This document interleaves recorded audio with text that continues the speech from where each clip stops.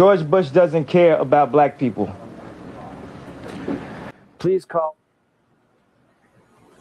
In the past few days, America and people have been stepping up to donate money, to do all they can to help people in New Orleans and all over. George Bush doesn't care about black people.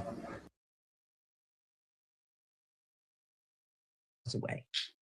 And he starts saying, Mom, the police, he's trying to explain what's happening with his brother. I said, is there a policeman near you? He said, yes, he won't let me cross the street. I said, let me speak with the police officer, right? Just let me speak with the police officer. And he goes, you need to speak to my mom. The police officer said, I didn't say that, but so I hear the police officer say, well, I don't have time to talk to your mom. I said, say these words to him. Tell him my name is Dr. Joy. I go through the whole thing. I'm a professor at Portland State University, graduate school of social work. And suddenly I become a different one. So he gets on the phone and he says, well, he was making a big, we'll just give him a warning this time. He said, we'll just give him a warning, but he was, he was he was fussing, he did all these things. None of that was true. By this time, my son is handcuffed in the back seat of the car. Now, remember the infraction. He stepped on a step. In the middle of that happening, a white couple with a child in a cart, baby carriage. They crossed the street right in the middle of the street. And my son goes, look at them. And he yells at them, please use the crosswalk. And they continue, we will, officer, and continue across the street. White couple with a baby So he's feeling some kind of way. Yeah. So now the police officer allows my son to walk across the street to greet and meet his brother. They take my son out of the back seat of the car. They take the handcuffs off of him. He reaches in his pocket to grab the ID and all the guns come out. And in that moment, of course, now his brother is watching all of this. So this is multiple traumas. Here's a question. You put him in there seconds ago. You patted him down before you put him in there. Where would a gun have come from?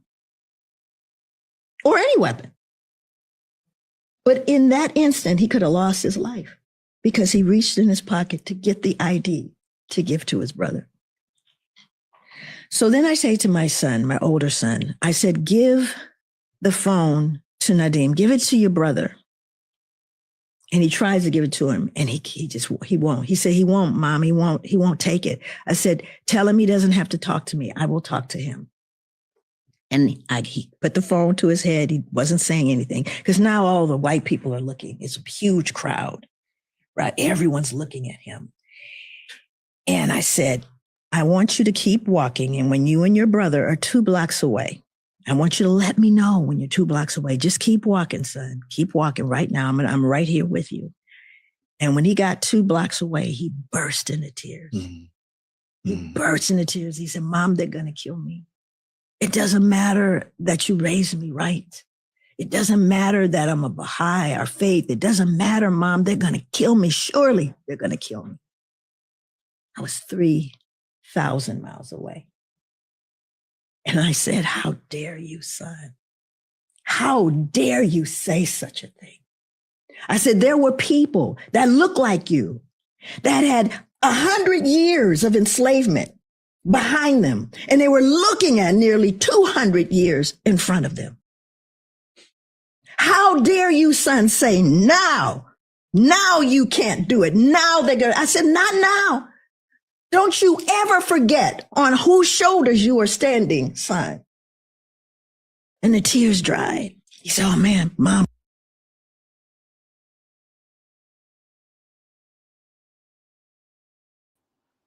What is good, my people? We are live back again with another live broadcast on the forecast. What's going on, Cassidra? How you doing today? I am good. How about you? I'm doing good.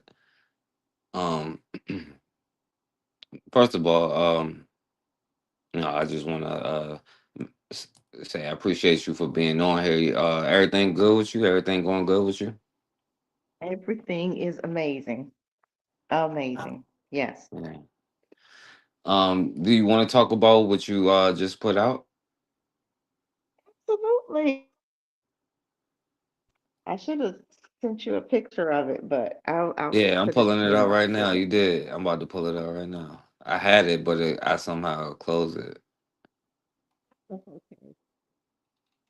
Yeah. A lot of good Um, stuff coming down the pike. A lot of good things. I'm telling you, when you're in the right spot forecast, the Most High blesses you. Everything will flow. yeah, Everything will flow. And people don't understand that. People say, "Oh, I'm scared to leave America." What are you afraid of? You should be afraid to die, period. yeah, And you facts. could get into import, export. You know how the trucking industry goes. You could make so much money. And you should look into that. Why are you staying in a place that hates you, that shows you every day that things are turning, the tide is turning? Do you guys not see what's happening? They killed a white woman. They killed a white woman. How many times they have not?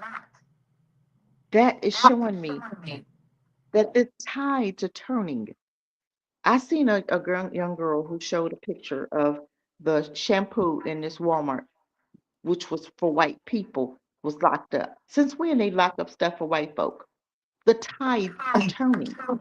You can't be afraid to try something new. You can't be afraid to step out. You can't be afraid to leave America because I was born, I built, I that. You get look. Trump just made a law to where he can go in and take Greenland. Do you think they're gonna let him just walk in there and take their shit? No. You know that man's everything. And now you're talking about going to Iran, and Iran say you come over here, we coming to that land. You think Iran not playing? You think they don't already have people set up in America already? Oh, it's some shit getting ready to hit the fan in America. And people are still so comfortable. I don't get it. I got out because of this reason. Because I saw the fire. I smelt the smoke first. And now I see the fire. And you guys don't see the fire yet? What are we waiting for? But I'm gonna rest with that. But go ahead.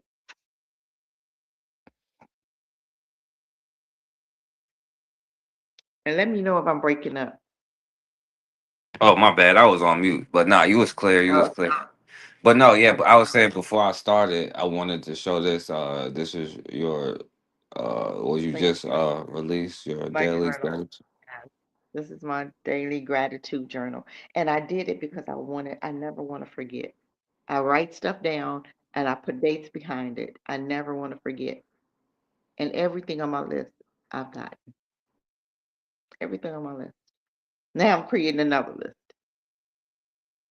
Now I'm creating another one. Yeah, But you that's can't be good. afraid to try. Yeah. But thank you. Thank you. Yeah, that's my little journal there, my gratitude journal. Yeah, yeah. Make sure y'all definitely support it. And consider we're gonna continue with the history thing, but it's gonna get into like modern stuff now. But before we get into it, I want to show you this. Not that it really matters, but I just thought it was No, kind of funny. but I want to say You something know, in about the this video case, that you showed. Uh huh. Oh yeah, yeah. We're I gonna want get to, into it. Mhm. okay, go ahead. Well, nah, yeah. And before we do that, I will show you the dude. He you just know, in died this or case, whatever. you know his work. The creator of the long-running comic strip Dilbert died this morning at age 68.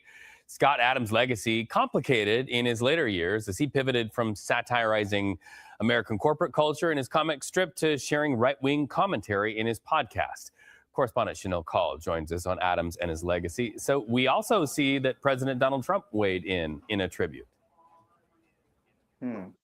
That's right. We are getting some reaction to this news this hour, Reed. I can tell you that Scott Adams was battling prostate cancer since last May of 2025.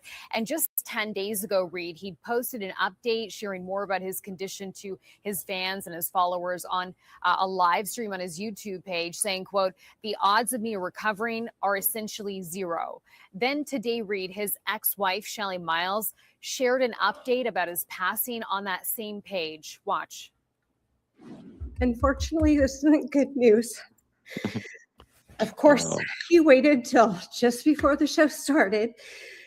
That Adams had reached out to President Donald Trump on the social media platform X, asking for him and the administration's help to access a specific type of new drug, new treatment that would help people with prostate cancer. It was a new targeted therapy for prostate cancer. So he did all that kissing ass and tried to reach out to Trump. Was like, hell no, I'm good.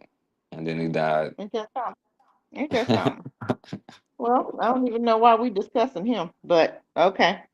Well, Next. yeah, and because Who let's just cares?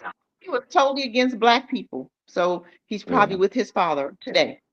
Have That's fun. I hope he got the biggest, blackest demon standing right there, stirring the pot. Thanks for coming. Thanks for coming. Yeah, this is what he said, Cassidra, because okay. So if nearly half of all blacks are not okay with white people, according to this poll, not according to me. That's the one, yeah. That's a hate. Goodbye. Have a good one. That's a hate. And I don't want to have anything to do with them. And I would say, based on the current way things are going, the best advice I would give to white people is to get the hell away from black people. Exactly. Get the fuck away.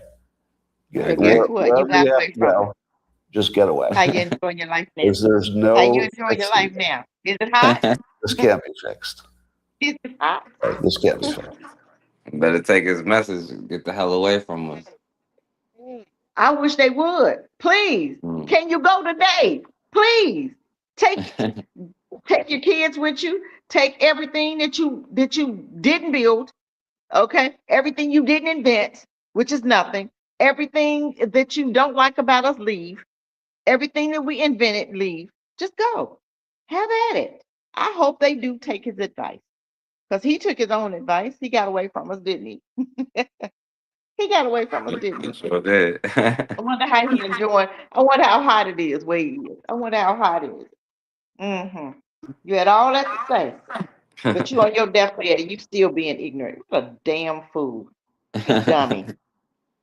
A dummy. You wasted your time and energy.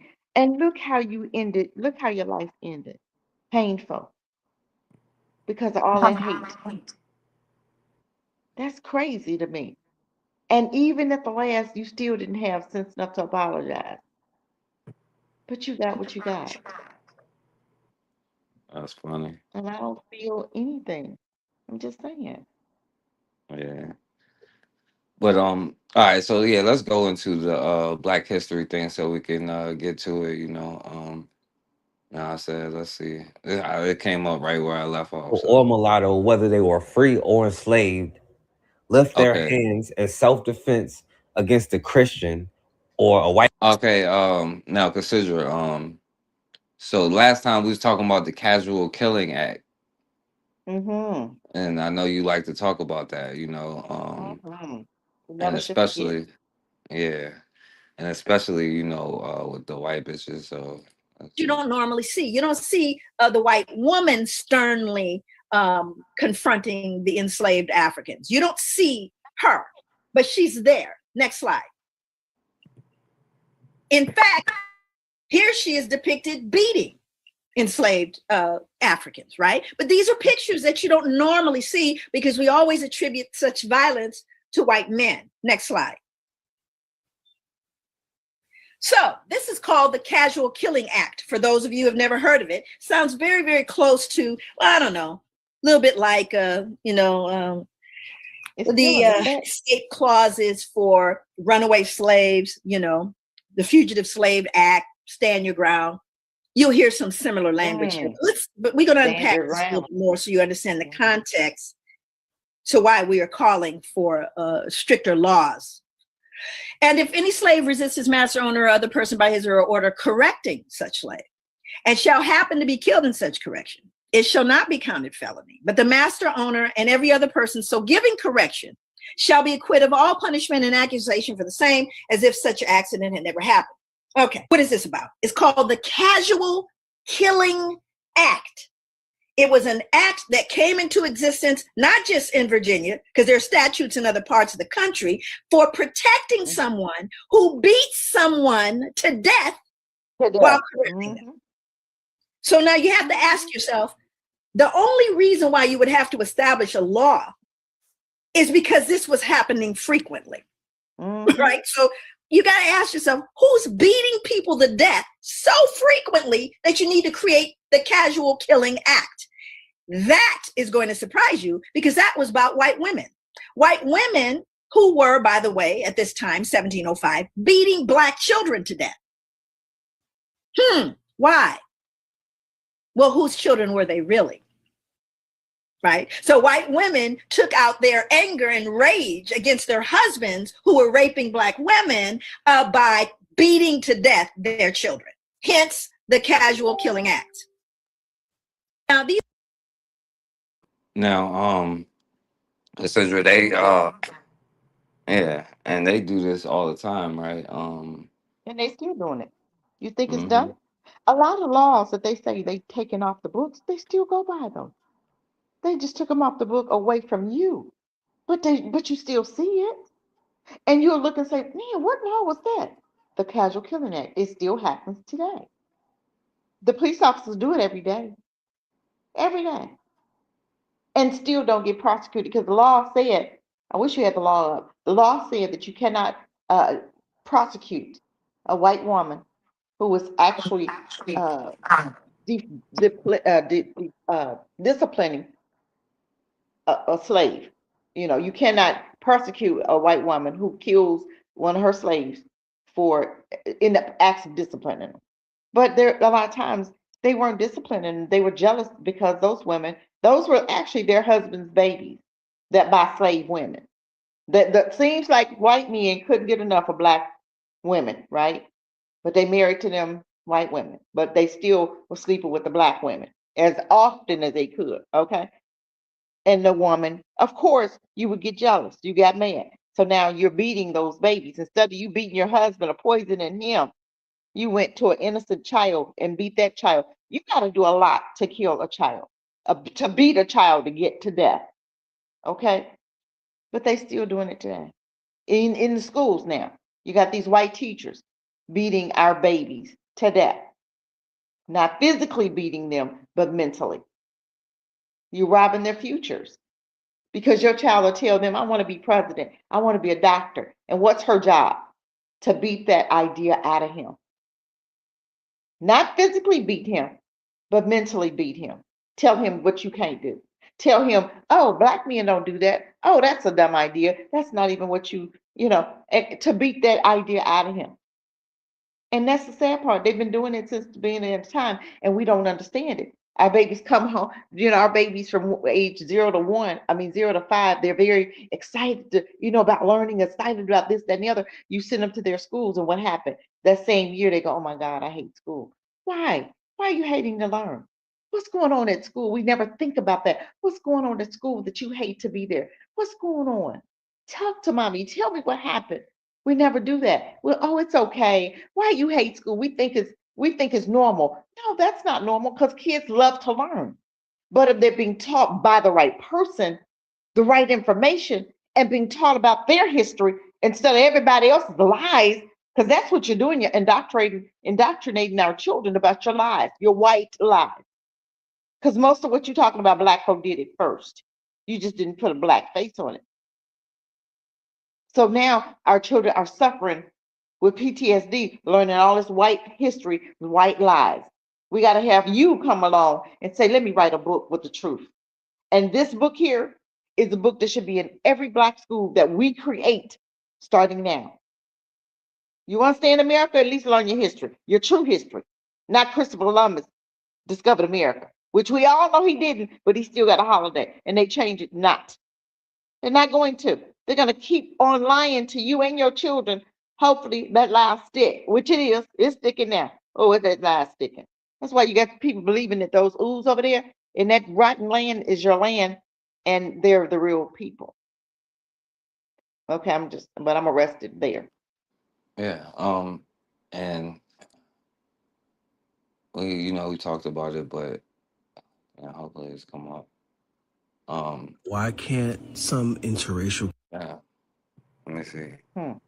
I showed this last time, considering. Look.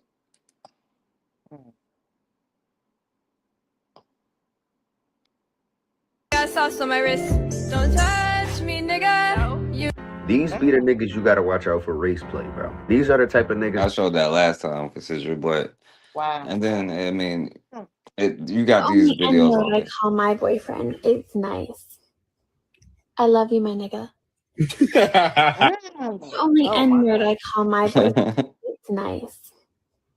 I love you, my nigga. Now That's funny. it's fun. That's so ignorant. That's ignorant. That's ignorant. But this is abuse. See what I just told you. They still doing it. She just did it. Murdering him mentally. And it was funny. See, they don't even know when they hate it. They don't, what woman that gonna love their man? That's just like me calling my husband, I'm trying to, give me a word. How am I showing love? By degrading my man. How am I showing love by destroying his mental health? By destroying his, him feeling like he's it. How is that me showing him love? Yeah. By destroying his mentality. You pulling him down. You don't think that affects him when you call him my nigga? That's not that's not funny. That's disgusting. And that's how she shows love. That's not love. You're not that dumb. You know what love is, and that ain't it. She totally disrespecting you and you laughing about it. But this is what black men do when they get with these white women. You can treat them any kind of way. You ought to show the one with the white girl with the OnlyFans how she was beating up on that black dude before she killed him, before she murdered him. But he was okay with it because it wasn't a black woman. Because a white woman who he thought was special, who he thought was a leg up. And these white women done told you it's not a leg up when they date black men. They done told you that. And a black man try to argue with a white woman. And yes, we are. No, she told you no. You're not. But you didn't brainwash yourself to believe that you are a leg up or you got a leg up by dating a white woman. You dating trash. You done went to the gutter and pulled out some trash.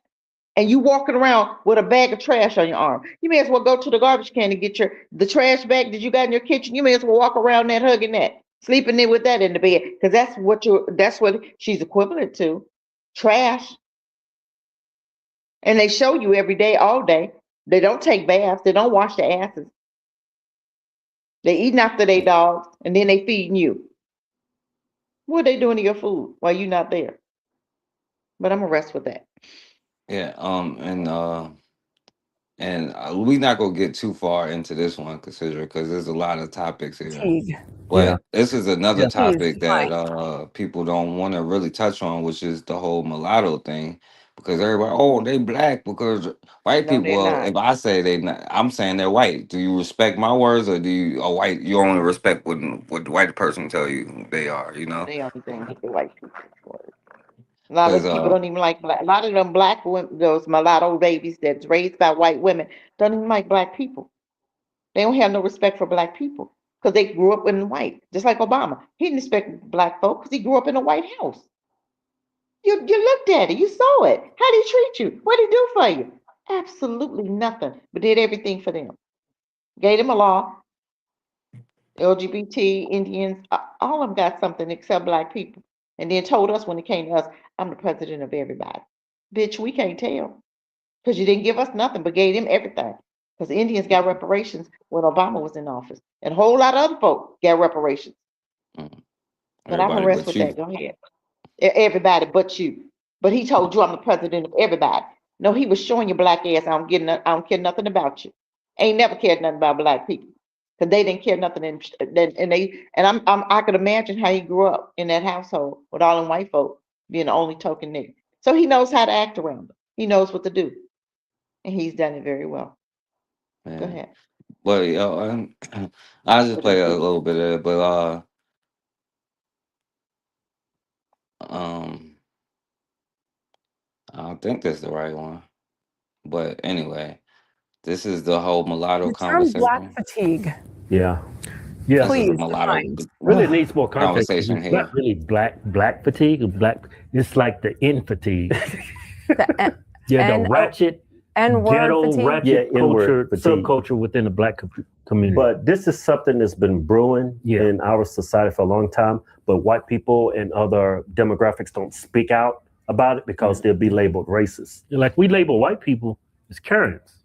Yes. Yeah. Who came up with Maybe that? white girls was on to something when they was murdering all those. Really? They was asking for with the term black fatigue. They've been calling white people Karens. Yeah. It was just a matter of time before white people came up with their own term that everybody's already fully aware of. So what exactly does it mean?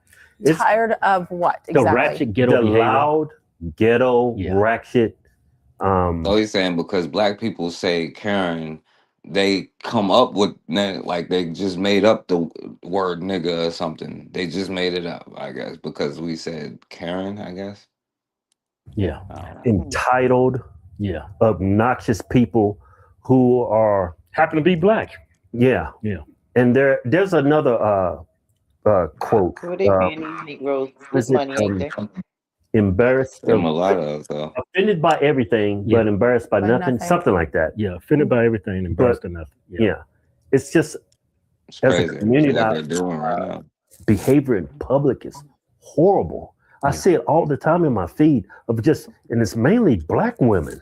Women more than just men. Fighting and just being loud, attacking people that work in customer service in public and just having these arguments. And it's But we're not gonna show the Karens though. Huh? Okay, I'm just saying. Why do you think? Why? She's talking about some why, like they say. Why? They grew up without a father, majority of them, and that behavior they learn is And from the white their women mother growing being with their daddies in the same bed with them. Okay. and just passed it down to their children. You can see it sometimes in white women, but it's real prevalent in black women because our homes are broken. We have no fathers. And black women are raising 4 or 5 kids all by themselves. I'm not saying it's the black man's fault because I think women have to take a lot of accountability. Of course, it's never in their own anybody's behavior. fault. It's that vicious cycle Never that anybody. our culture has not been able to fix and alleviate. They talking about some hour. The mulatto culture, fool. It's heartbreaking. Yeah, it's really heartbreaking. It's actually heartbreaking. I mean, you notice the videos too, right? I don't even have to look for it. It's just in my feed. Maybe. Now this is a goddamn mulatto conversation here. This is what goes on in mulatto. Yep.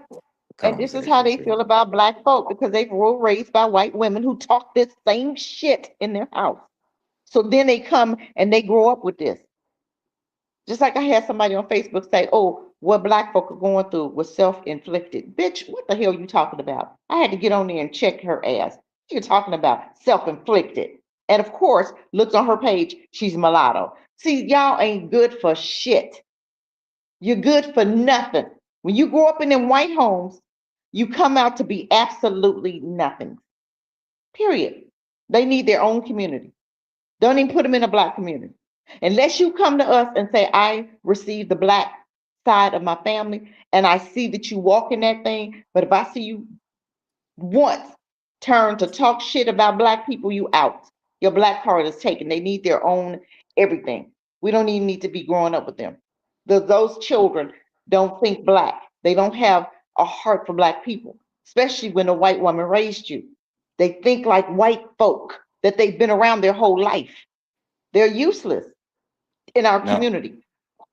Period. No, because I ain't gonna lie, because even when they said, because like I was cool, like before I was like, okay, well let me try to be cool with Hell no. mulatto I could've person, told you know that. what I'm saying? No way. And No, sir.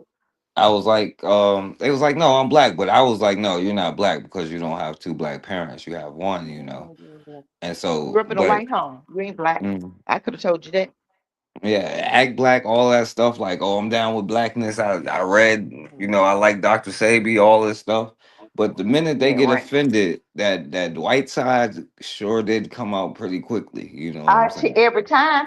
That DNA don't I'm lie, just saying. honey. That DNA does not lie. You can't have that DNA, baby.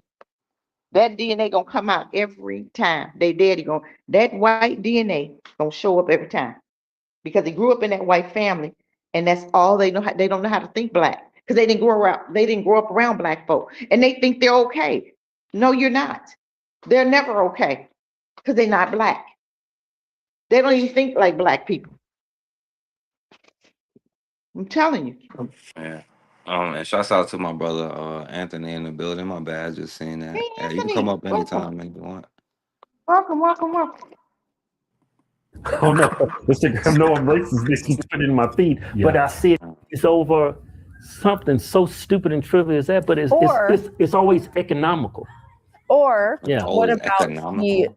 incident in Cincinnati? Yeah. And there's a white couple being beaten, and the celebration by 50 young black kids that someone could potentially be dying, and they're laughing and recording. Yeah, and that's why that term black fatigue is so prevalent. Because But didn't he start the fight though? I mean, They're not gonna talk about how the white men started the fight though, are they? We gonna miss that conversation? How did that fight start? He started the fight. The white man started the fight. Who was in his damn 60s? What would I look like going out there starting a fight with some teenagers? My phone is shutting down. Oh, you got to get off? I think it went off. All right. I avoid black neighborhoods. I avoid black people because I know it's depending on the environment you're in, the location is going to come with some type of baggage. And it's not, I wouldn't say it's racist, it's just pattern recognition. Black people need to be accountable for their behavior. Stop calling everybody racist. Look how you behave. That's why they're calling you that. That's why they came with that term. That's why black people came with the term Karen. Because you're calling the cops on a black girl selling bottled water. It's just stupid. You know? Yeah. It's just common sense. I lived in a black community one time. It was when I was in the Marine Corps in San Diego. And I came out to my car one morning going to work. There's a bullet hole in it. Now, it's crazy with it because he just said that, oh, I was in the black community, but then he just said he was in it one time, so they must have not lived together or whatever. I don't know. But, all right, so Cassidra got went off of here. She's going to come back in a second, I think.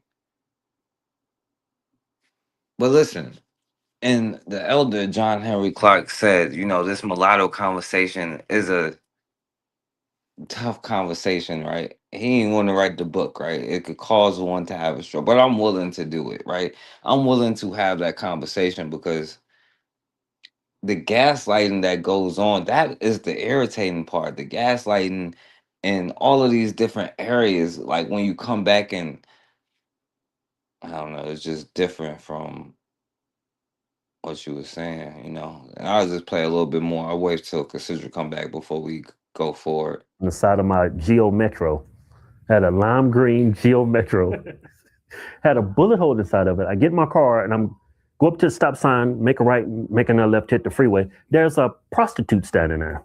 Yeah. Black communities suck. Yeah. Majority of them, not all of them.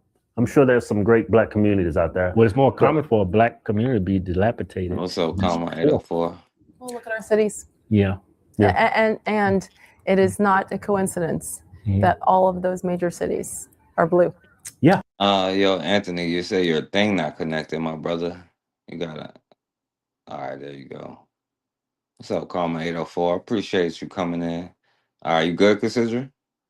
I am good. I don't know what happened to my phone. It was charged, I thought, all night, but it didn't. Go ahead. Yeah, okay. I thought it was charging. All right, yeah. What up, my brother Anthony? What's going on, bro? What's up, forecast? What's going on, my brother? Nothing much. How you doing, Cassidra? How you doing, Cassidra? I'm good. How are you? I'm doing good. I watched your videos today, man. They was crazy, man. I love that, man.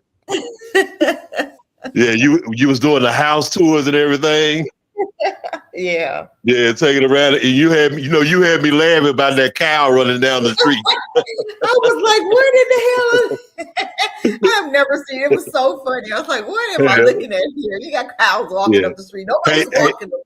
Hey, forecast, and Cassidra was saying, and the dog is upset at the cow. Yeah, that's all I hear.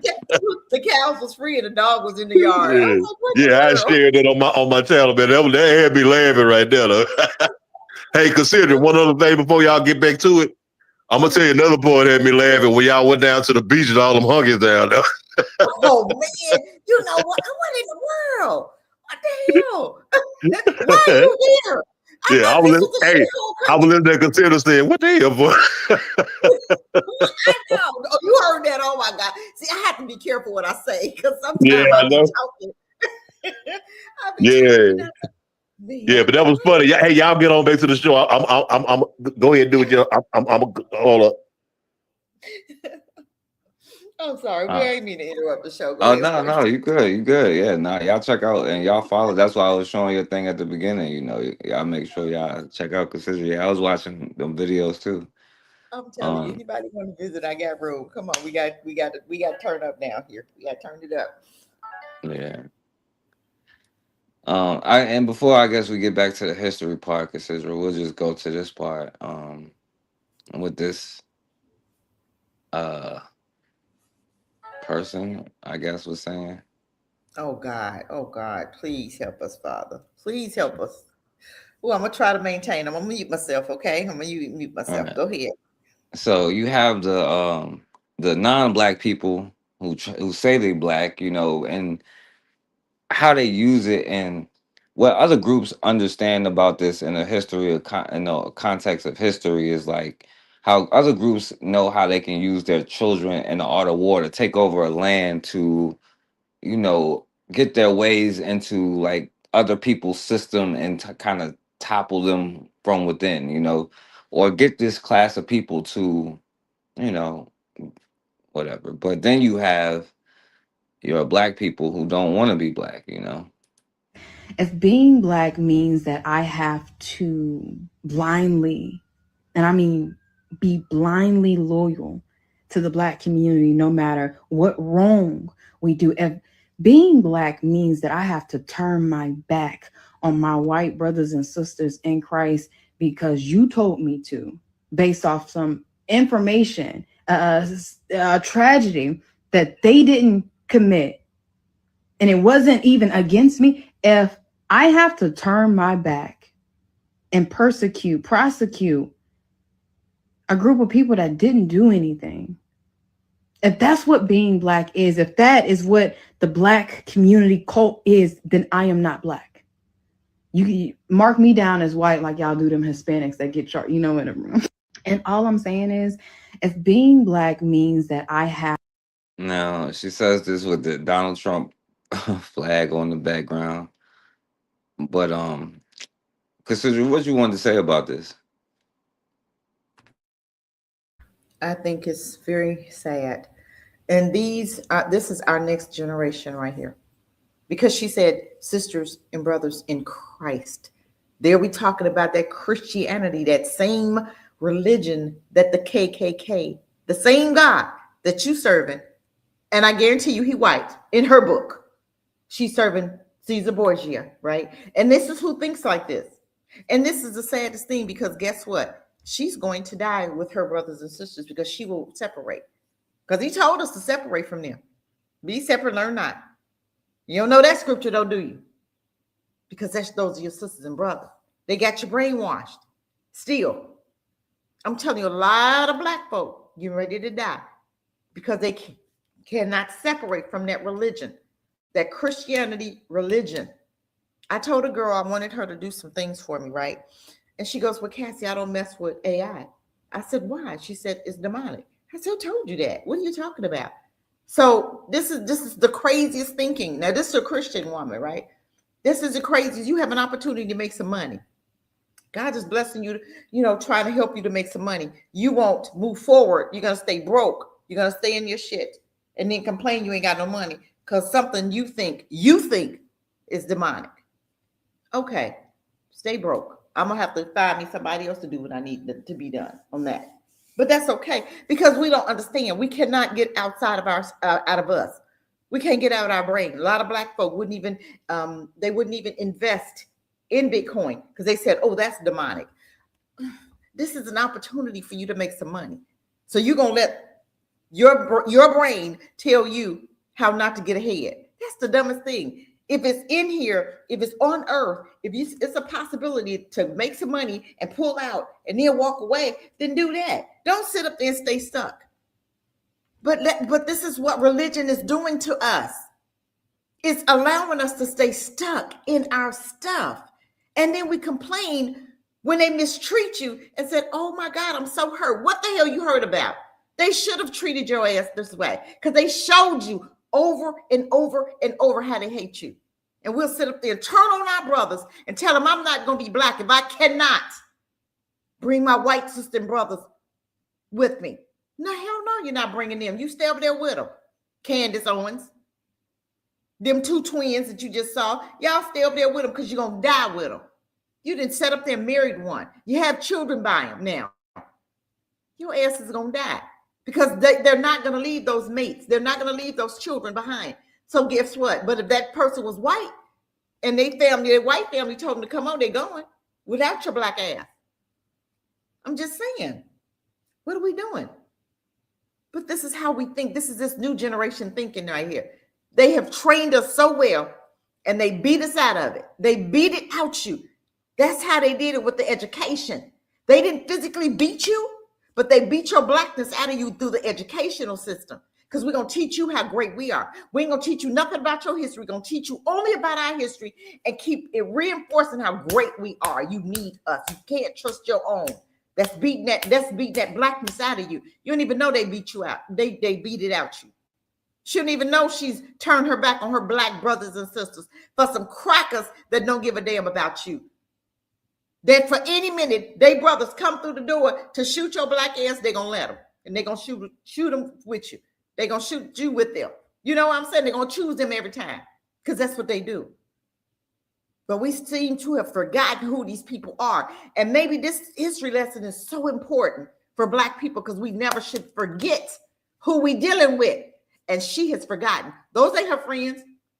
Peter Spencer, look him up. He thought he had some white friends. He went fishing with them, went hunting with them.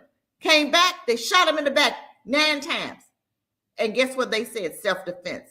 The dude is running away from them. And they concocted a lie. The man was running away, got shot in the back 9 times, and nobody went to jail. Why? Those was his buddies, he thought. Today, his girlfriend, his wife told him, I never wanted him to go. She said, I felt it. I never wanted him to go. I told him not to go. He went anyway because he was disobedient. He wasn't on the same team as his wife because his wife came to him and she told him not to go. He went anyway. But see, this is what I'm saying. We forgetting who we dealing with. And this is why we getting caught up and getting hung out there and they calling it suicide. You think all them black folk that's been hung in the year 2025 committed suicide? Are you crazy? I don't know how to tie a noose. But that's what they've been telling you. We've been believing it. But I'm going to rest with that. Go ahead.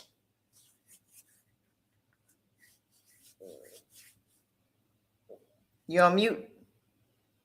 Oh, my bad. And I'll say this real quick before I'll pass it to my brother Anthony too.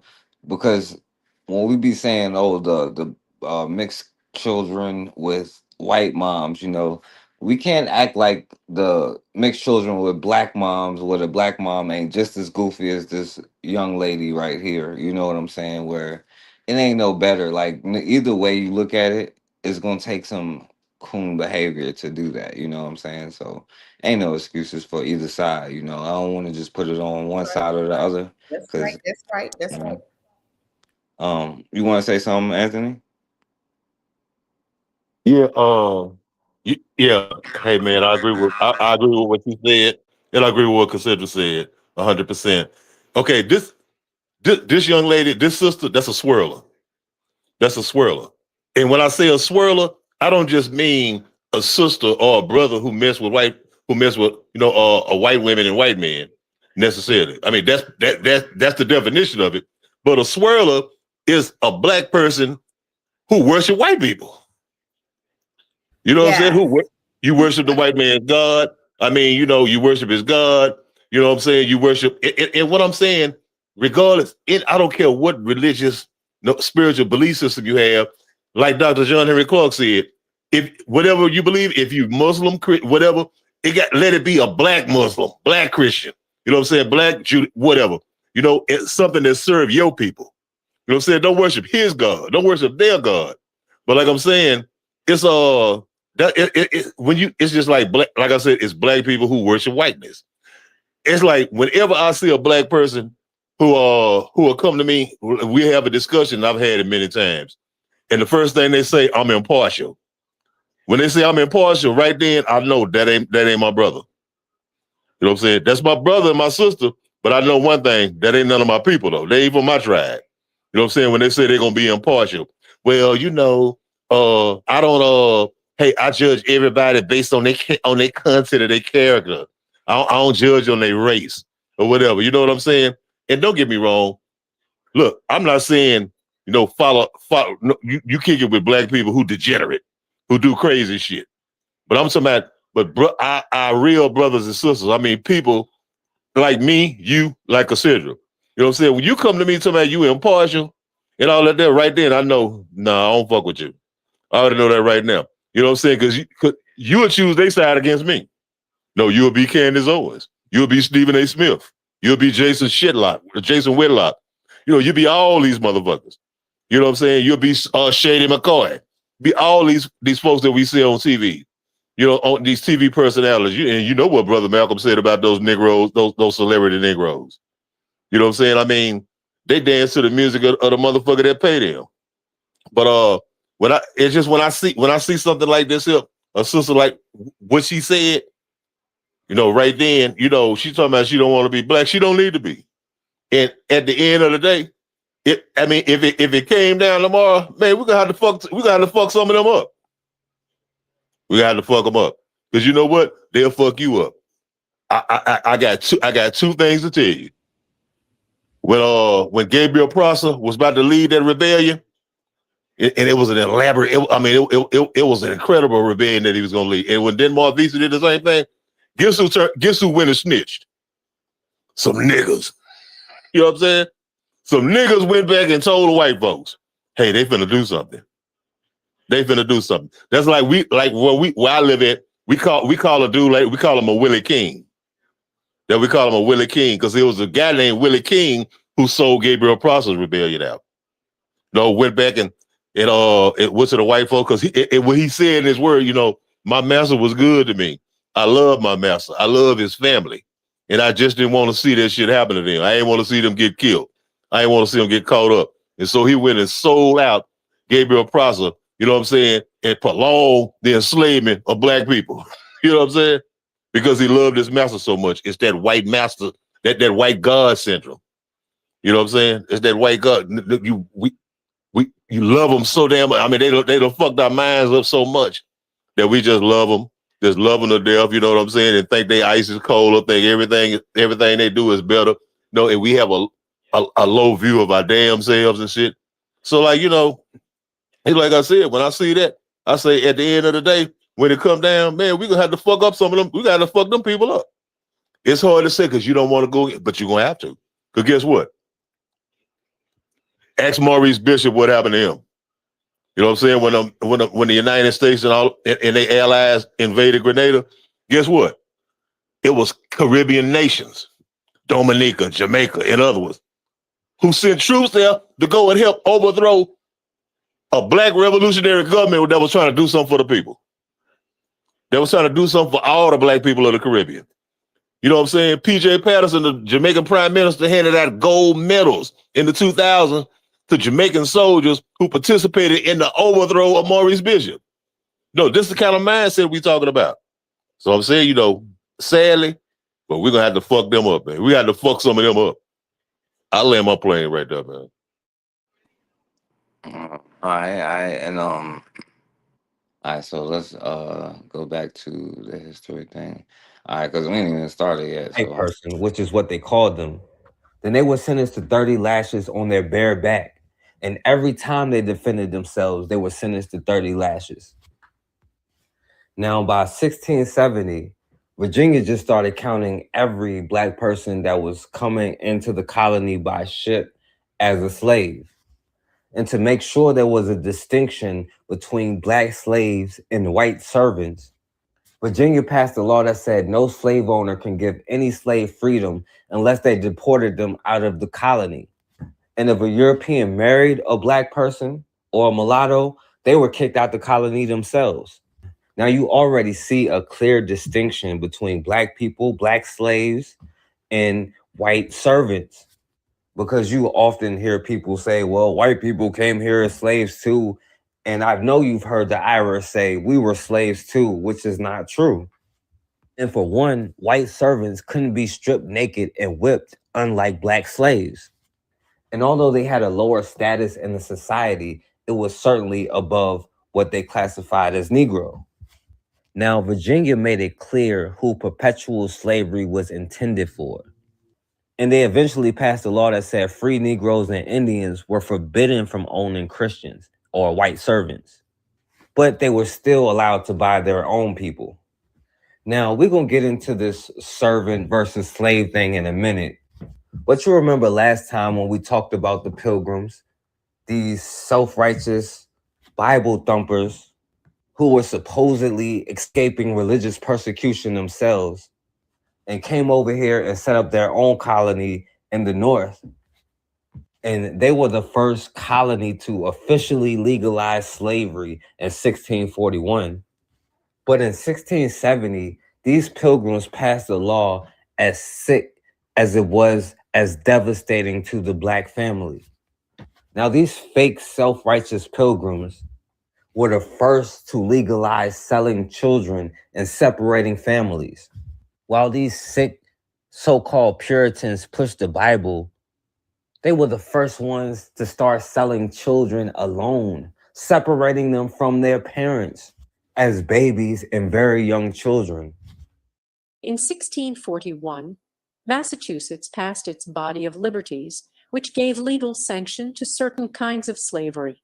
There shall never be any bond slavery, villanage, or captivity amongst us, unless it be lawful, captives taken in just wars, and such strangers as willingly sell themselves or are sold to us.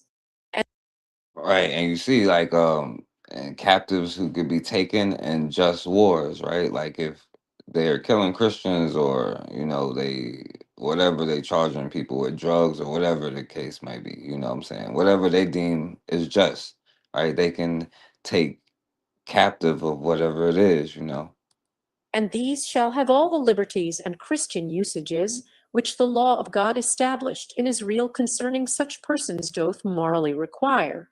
This exempts none from servitude who shall be judged thereto by authority. We sec notes that the reference to strangers is derived from Leviticus 25:39-55 and explains that they could be ruled and sold as slaves. For the Puritans and citizens of the colony, strangers would eventually mean Native Americans and Africans. Even though the Body of Liberties excluded many forms of slavery, it did recognize 4 legitimate bases of slavery. Slaves could legally be obtained if they were captives resulting from war, sold themselves into slavery, were purchased as slaves from elsewhere, or were sentenced to slavery through the governing authority. This made Massachusetts the first colony to authorize slavery through legislation. In 1670, Massachusetts made it legal for the children of slaves to be sold into bondage. By 1680, the colony had laws restricting the movements of blacks. All right, and I guess we already talked about the Christian thing a little bit. But you want to say something, Cassidra? No, ahead. I'm listening. Go ahead. All right, you want to say something, Anthony? Oh, go ahead, man. I'm listening. Okay. The enslaved population out here. It was known as. All right. But whether in the Caribbean. Its original purpose was to exploit the gold fields up the Gambia River, which were identified by Prince Rupert during the interregnum. It was established after Charles II gained the English throne in the Restoration of 1660. It soon developed and led a brutal and sustained slave trade. It extracted other commodities, mainly from the Gold Coast. In 1752, RAC's assets were transferred to the New African Company of Merchants, which lasted until 1821. Originally known as the Company of Royal Adventurers Trading to Africa, by its charter, issued in 1660, it was granted a monopoly over English trade along the west coast of Africa, with the principal objective being the search for gold. Now, see, a lot of this part gets complicated because of the infighting and, just the whole history of Europeans fighting each other and white on white crime. And another part of Europeans uniting and working together to conquer more land. But they were all in competition to colonize as much as they could. And by the way, as a side note, around the 1650s, European Jews were able to move back to England just a few years before the Royal African Company took off. Now, before the Royal African Company, it was the Dutch East India Company, which was created in 1602, and later the West India Company in 1621, which was created by the Dutch. Now, the Dutch was under Spanish control, but during this time, they were fighting the Spanish for independence, and they were able to establish their own colonies in the West Indies and in North America. Under the East Indian Company, they established New Netherland in 1614, which was basically areas from Pennsylvania, Delaware, Connecticut, etc. And then they also created New Amsterdam in 1624, as much as they like to downplay it. Now, understand, a lot of the Dutch, just like many other Europeans, was considering expelling the Jews as well. And it's the same old thing. They felt like they was corrupting and trying to take over. And in the beginning, the East Indian Company didn't even want a Jewish person on their board. But as the company began to expand and make money, European Jews started to invest in the company so much that they became the primary stockholders. Basically, European Jews own most of the stock. And they profited off of the East Indian Company, as well as the West Indian Company. And when the West Indian Company was created, there were many Jewish people on the board. Now, most of the Dutch leaders didn't even want Jewish people to be able to come to New Amsterdam. They wanted them outlawed. But they eventually had to give in because of their investment in the West Indian Company. Because Jewish people accounted for so much of the capital in the company, and as well as the leaders in the company, that they stood up for them and they said, no, you're going to allow them to come to New Amsterdam. And by 1654, the first Jew came to New Amsterdam. And soon a lot of Jewish merchants came to the area, along with the Dutch merchants. Now, for a brief time, the Dutch and the Jewish merchants dominated the slave trade, but they eventually lost to the Spanish. And with the creation of the Royal African Company, the British gained more power. Now, All right. So you see, this is the first time that we talk about the shysters, right? The Jews, right? The small hat, whatever you call them, right? And you already see, like, this is again, I wonder why they keep getting kicked out of everywhere they go, out of every single country that they go to. You know what I'm saying?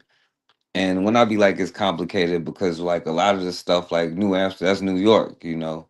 So a lot of the Dutch stuff is really the shysters, because that's where they went to after they got expelled from like Spain and stuff like that, like, you know. And they went different places, and then a lot of them ended up in New York, right? And then of course, you know, like Wall Street was created in New York by, you know, guess who? But the Royal Company was the first time that they was putting us on as black people on sale, as, you know, for credit, you know what I'm saying? And of course you have, I guess we can go to today, you know, and I'll let y'all say something now. Like, How are you doing? Welcome to my channel. Disclaimer, this video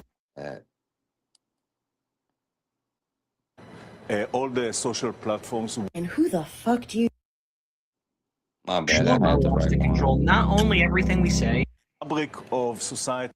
Watch the downfall of the First Amendment, and they're telling you. How is AI, cyber warfare, shaping geopolitics right now? So AI is going to revolutionize cyber warfare, is revolutionizing cyber warfare from critical infrastructure to the fabric of society and politics and undermining it, giving unfair advantage to authoritarian governments against democratic countries, First Amendment type of.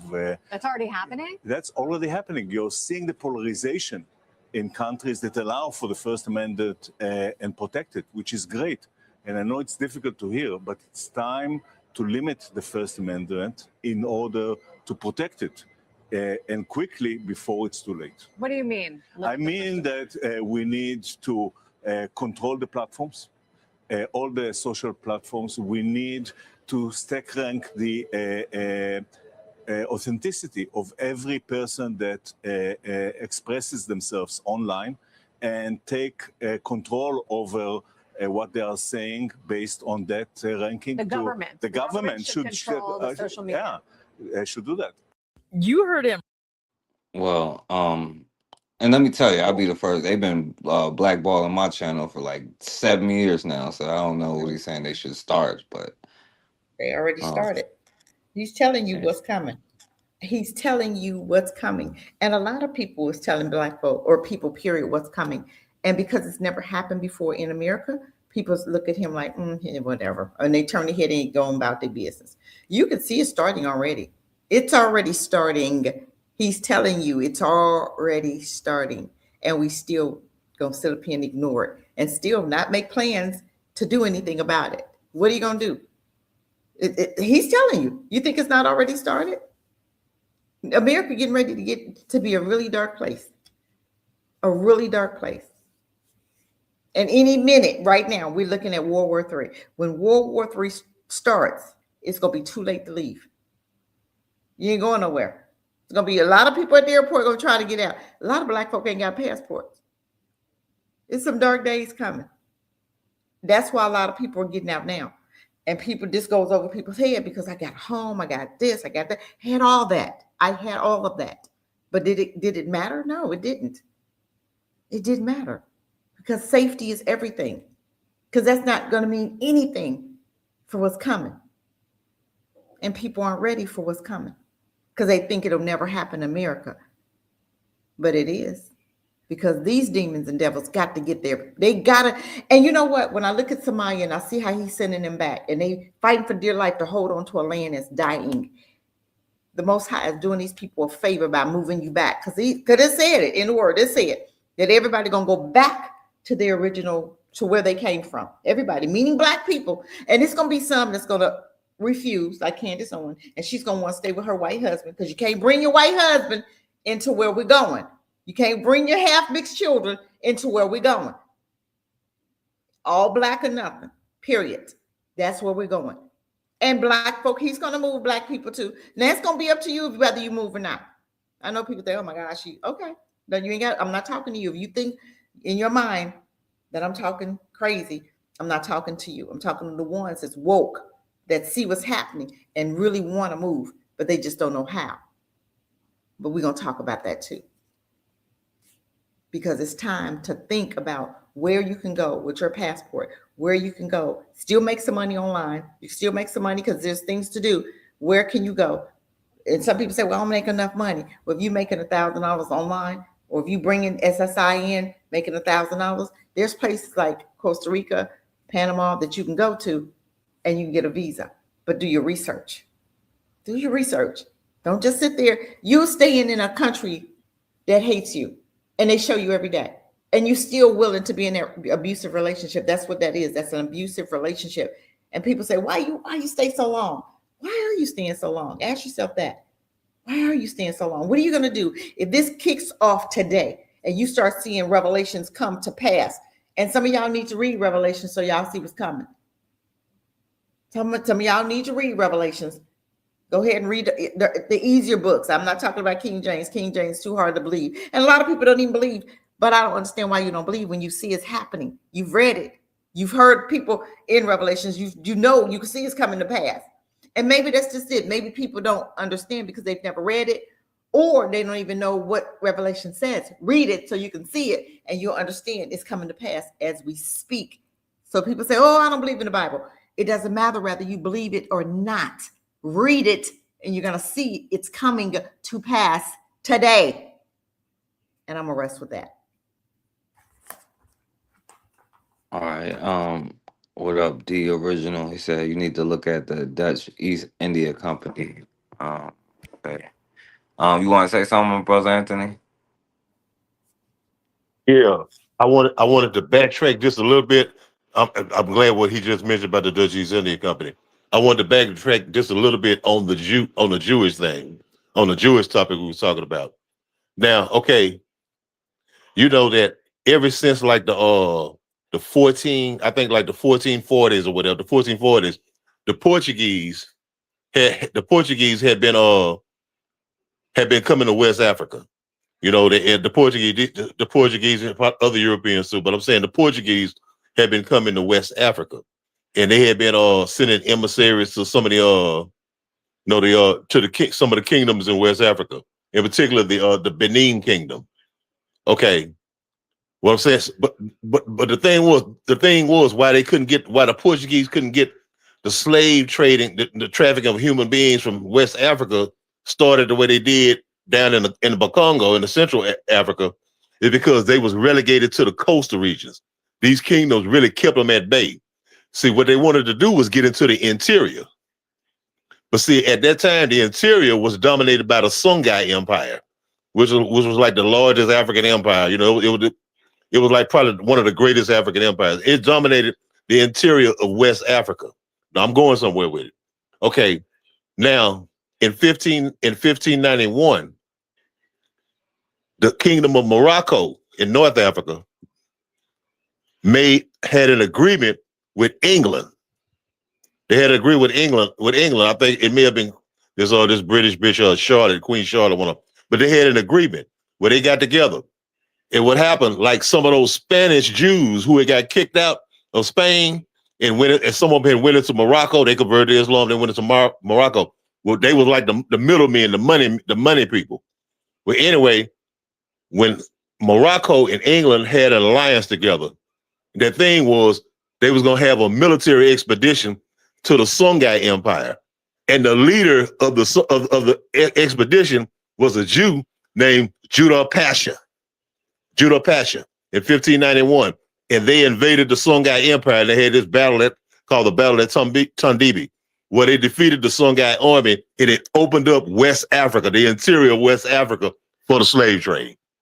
You know what I'm saying? After that, they was able to start getting captured Africans from the interior, which is where the majority of them came from. You know, they were starting to get they was able to get Africans from the interior. And so I'm just making a connection with the Jewish money people, the middlemen, the business people, you know, who also later, those same people who later, what you were talking about, forecast, got into the Dutch East India Company, the Dutch West India Company. You know what I'm saying? It became the money people in that company, you know, which got rich off of the trading of human beings, Africans, to the West Indies, to the Caribbean, and to the Americas. I just want to throw that in, man, right there. No, to connect it with what you was talking about earlier. Yeah. Yeah, exactly. You know, and let's see. And of course, right, we don't have to go through all of this stuff, right? How black people are treated in Israel.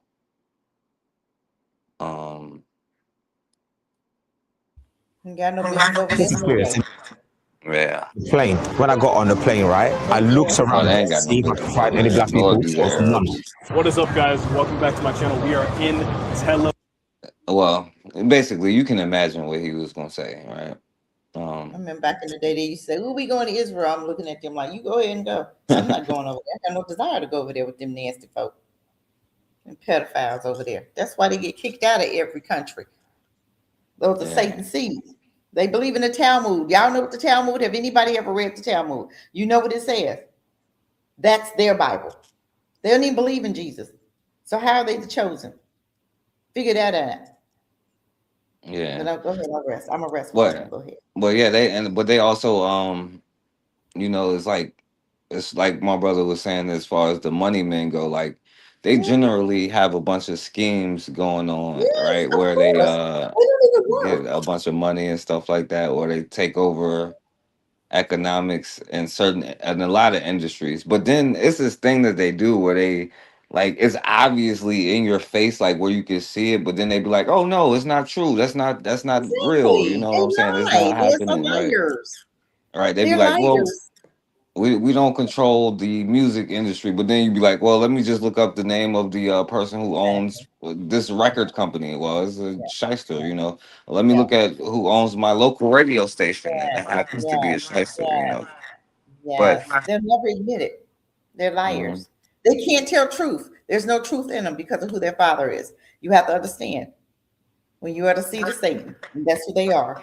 Because that little serpent thing that they got hanging on the side of their faces, those little braids, or whatever that thing is, that's a sign. People don't understand what that movement is that they do back and forth. That's a sexual sign. People don't understand these people are very disgusting, very nasty people. Israel is one of the homosexual, that is the land of homosexuality, pedophilia. When they found those tunnels in Chicago, those were not, and they had mattresses and baby stuff down there. What do you think they was doing down there? What do you think they were doing? Oh, okay. We're gonna just act like it. We're gonna put it under the rug. Cassandra. Cannon ain't been the same since he met Yeah. up with them, has Yeah. he? He ain't been the same since. Hey, Cassandra, Go what ahead. is that chapter? What is that chapter, Cassandra, in Revelation where it says the synagogue of Satan? Come on, Revelations 3 and what, 3 and 9 and 2 and 9. It talks about it twice. But people don't understand. If you don't have the revelation and understanding who they talking about, you're gonna think you're not gonna know who they talking about. But it tells you clearly who's stolen whose identity. It tells you in there. They stolen who stole whose identity. Who walking around as you, black folk? That's not your land. That's some land. That's the nastiest land. It's a big ball of dirt. That's not your land. And that's why they're trying to leave that land. They're trying to go into Africa now. Why? Somalia. Why do you think they coming together with Somalia right now? Y'all better wake up. Do you not know Somalia got just as much oil as Venezuela? You didn't know that, did you? Look it up. Why do you think they going after Somalia right now? They trying to leave that land because they know that land is not the land, and they know what the true land is. Somalia got a lot of oil too, just as much as Venezuela did. And now Trump and that Jewish man, whatever the man name is, gonna make a deal with Somalia. Y'all ain't got enough of them crackers yet. Why would you make a deal with your enemy to come take your land? Because remember what I say, they don't come to join you, they come to take over. Oh, they're gonna be friends for now. Oh, the Jews coming. Look at their history. Look at their history. They just got done bombing Palestine, right? Killed half them people. Now they're coming to Somalia. Why? Y'all better wake up. You better open your eyes. Understand who you're dealing with. Those are Satan's seeds. But I rest with that. But you know, and the problem is you always have a Negro like this, you know, Always. willing to take off. Because their entire moral prism is oppressed versus oppressor, and that I want to put a fine point on what I mean by that. What I mean by that is, I remember years ago when I was reading the history of the slavery debates in the 1850s between pro-slavery and anti-slavery intellectuals. It struck me that everyone Pro-slavery framed their arguments in intellectuals. Christian terms. The people that were against slavery were against it for Christian reasons, and the people that were pro-slavery were pro-slavery for Christian reasons, because their whole moral universe was I hope Christianity. you ain't got the same Every guys as argument them. had to be framed that way. It wouldn't have made sense to frame an argument using other concepts. Analogously, the way that kids think morally in terms of what is good, what is bad, is entirely based on intersectionality, oppressor versus oppressed, whiteness versus blackness. That's their whole moral universe. It's the only tool, really moral tool, that they have in their toolkit. And so they've been persuaded that the Israel-Palestine issue fits right into that. It's the paradigm case of a quote unquote white group oppressing a brown group. Yeah. And so what motivates it is not that classic because he's not white. European anti-Semitism per se. Though I think, Stop lying, man. ironically, it can create that. It can push people towards that, and I think we're seeing it now. But the core of the motive for them is that this fits right into their ideology of oppressor versus oppressed. And of course, what they don't understand is anything about the history of Israel, everything about the history of the settlement of Israel by Jewish refugees, which makes it disanalogous to all the other examples of colonialism. But that's really at the core, and that's why, you know, DEI is the way you ask the question. DEI and intersectionality are essentially the same ideology, and I think Jews are always going to be identified as oppressors in that framework. But well, anyway, yeah, you know, they Arabs, you know, so they trying to take the land from the Arabs who took the land from black people, apparently, you know what I'm saying? Because even what is the black group? Oh, damn, I forgot. All right, I'll just play this one. You know, he was labeled an anti-Semite at one point, and Bishop Tutu was labeled an anti-Semite, and Martin Luther King and Malcolm X were also labeled anti-Semites. W.E.B. Du Bois, Paul Robeson, all of our black leaders who had a thought of economic development ended up being called anti-Semitic. When I met with President Nelson Mandela, he didn't meet me in his office, he met me in his home. He treated me like his brother, because that's exactly what I am. And we spoke words, and we... All right, I guess Israel's off, but I'll play this last one. I'll let you say something before I keep going. My message today at this with this audience was that the reason for a lot of anti-Semitism is just flat out ignorance. A lot of black people are unaware of the close relationship Jews have had with the civil rights movement. They're unaware, for example, that Jack Greenberg was helped Thurgood Marshall come up with a strategy to win Brown versus Board of Education. A lot of black people are completely unaware that 3/4 of the white kids that went down south as freedom fighters were Jewish.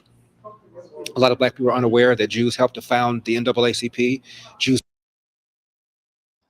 Now, this is the thing, right? Now, I'm not gonna lie, Thurgood Marshall is a problem to me. You know what I'm saying? And he's another mixed race person, you know, if that's what you want to, a mulatto, right? Who sat up there, and the strategy that he said that he gave him was that, oh, well, we could never achieve equality if we can't go into white people's institutions, because we have to mingle with them to get the same connections, as if. And the thing is, most of the cases that they was using was black people like, yo, no taxation without representation. You can't take my tax money and not give us the buses we supposed to have. You know what I'm saying? Like, it's one or the other. Not to try to get into white schools. It was Thurgood Marshall and the NAACP who sat up there and was like, no, the only way that we can have any equality is if we are with them, you know what I'm saying? And Ida B. Wells was one of the first people in 1910 or something, like a year after NAACP, like, yo, this is shaky. Why is it a white dude who was a shyster? Why is a white dude the president? And it was always a white dude that was the president. But Thurgood Marshall was instrumental into destroying, you know, the black schools and all of that stuff, because that was not even what the people was even saying. Like, but anyway, Jews helped to build the Tuskegee Institute and worked closely with Booker T. Washington. Jews are probably the only ethnic group in the country that, as they get more and more affluent, retain their allegiance to the Democratic Party. Most people, when they get more and more affluent, vote for the party that's going to lower their taxes. Jews don't do that. Yet there is this feeling that the Jews are dominating black people, that have exploited black people, they've gotten wealthy as a result of exploiting black people, and it's nonsense. You hear some of the major leaders. Now the Jews vote Democrat. Let's see why, right? Because here you have black president here who went to the state of Israel, and it doesn't matter what side, because Trump because Trump might be whatever, but he bowed down to them. So we're gonna see how far he really gonna push it for real, right? Because he still bowed down to them fools. You know what I'm saying? So I don't know who runs who, right? And a lot of what they get is from it is from taxpayer dollars. Now I don't care what America does with their taxpayer dollars. My problem is when they taking my tax money and Exactly. giving it to them. You know what I'm saying? And how they are able to produce all of these things, how they are able to run a thing. And here is that the Obama administration in 2015, right, has provided significant aid and support to Holocaust survivors, allocating But none 12 to million for slavery survivors, services. transatlantic survivors. None to the transatlantic survivors, though. Mm-mm. But you're giving people money for something that remember, it didn't happen in America, you guys. But they got America over the boat. They got America by the balls, especially Trump, because they got them files. Don't think them people don't have them pictures. They got everything. They got Trump by the balls. So Trump can't do anything but listen to what's that man's name? Now what I can't even pronounce the man's name. He can't do Yeah. nothing but listen to him. Because they got them pictures, them Epstein pictures. Okay? And a lot of these people that's connected, like the Democratic Party, is owned by the Jews. I'm just Well, saying. They get a lot well, of stuff passed by them, right? When they're in office. yeah, Go that's the ahead. thing. No, what I'm saying, yeah, that's the thing right here. You said one main thing that their money did was support for this thing that they have called the Iron Dome, right? Which provides as a missile defense system for the state of Israel. Right now, I don't see no Iron Dome for Nigeria, for Haiti, for Come on now. all of these other things, right? Which I would rather for my money to go to, you know what I'm saying? If I could see where but also to my communities, right? For a damn community, Right. a rec center, just to get the Right. young brothers off the street, you know what I'm saying? And But they'll close those in your community, the right, YMCA and the rec centers. They close those in your community. And yeah, they getting that's that money that they giving to the Jews right there. Because they don't work. They get $2,000 monthly. Everybody in the family, in the Jewish family, gets $2,000 every month. $2,000 of your taxpayer money. But I'm gonna rest with that. Go ahead. But so people ain't shouting about that though. But let black folk ask for reparations. You got black folk like that man talking about, oh, the Jews, this, that, and the other, and they not doing this. They ain't oppressed black folk. Da, da, da. We already know who that is. We already know how that brother rolled. So we don't even need to listen. We don't need to hear nothing he got to say. Because we already uh know that he sold out for coonship. He got the coon award. well, I mean, I don't know, because he is a mulatto, so speaking of He has mulattoes been and paid the thing. very well. Very well. All right, and he said that, on a radio station after, he was like, "Yeah, I think that black people should have reparations, but I would never have said that in office because white people would have got mad." You know what I'm saying? Ain't that something? And Ain't that said that something? on a radio thing, a Yeah. podcast with But he Bruce didn't give it to you Springsteen. either, did he? He didn't He give it sure to you though, didn't. did he? If he thought you should have had it, he gave it to Indians, he gave it to the LGBT, gave it to a whole lot of other folks, but black people. What black folk get out of Obama's 8 years? Shot, dead. Michael Brown, Trayvon Martin. Well, Okay, I'm just saying, Dylan Roof. I'm just saying. well, I want you to hear his speech that he gave to those Jewish people, you know what I'm saying, who just took because the Jewish people took what they could get, you know what I'm saying? They can't do nothing just for them, so they took what they can get. So let's hear his speech Yeah. for them. Gave whole reparation money that Survivors they of the didn't do. Cold War saw Mm-hmm. ghettos, where monument honors heroes who said, "We will not go quietly, we will stand up, we will fight back." And I've walked those sacred grounds at Yad Vashem with its lesson for all nations. The Shoah cannot be denied. And during my visit to Yad Vashem, I was given a gift inscribed with those words from the book of Joel. Has the like of this happened in your days or in the days of your fathers? Tell your children about it. and let your children tell theirs. That's what I'm trying to do. The next generation. And that's why we're here. Not simply That's why we're here, y'all. number, but to speak. I say this as a president, and I say it as a father. We must tell our children about a crime unique in human history, the one and only Holocaust. 6 million innocent people, men, women, children, babies, sent to their deaths. Unique in history. Ain't that something? As for being Jewish, we tell them, our children, about the millions of Poles and Catholics and Roma and gay people and so many others who also must never be forgotten. Now, it was one group that distinctly got left out of that group of gays and Oh, I surely didn't Poles hear and black folk be mentioned in any of that. Maybe I missed it. Maybe he's not done talking. Go ahead.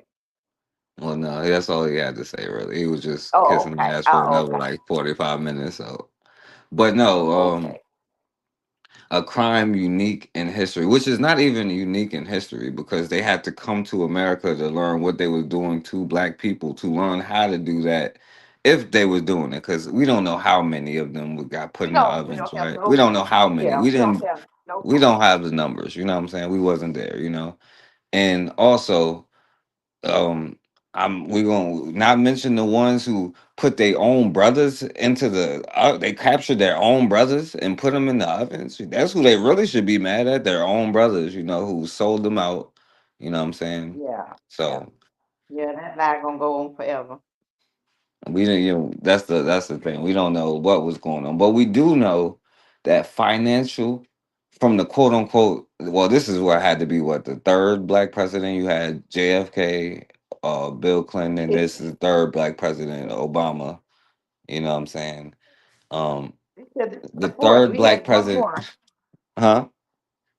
They said we had one more, John, what was his name? John Edwards, way back in the Um, day. Is that yeah, what his it name was, was? Yeah, yeah, it was a okay. mulatto They dude, gonna, but he wasn't a no, president though, you know.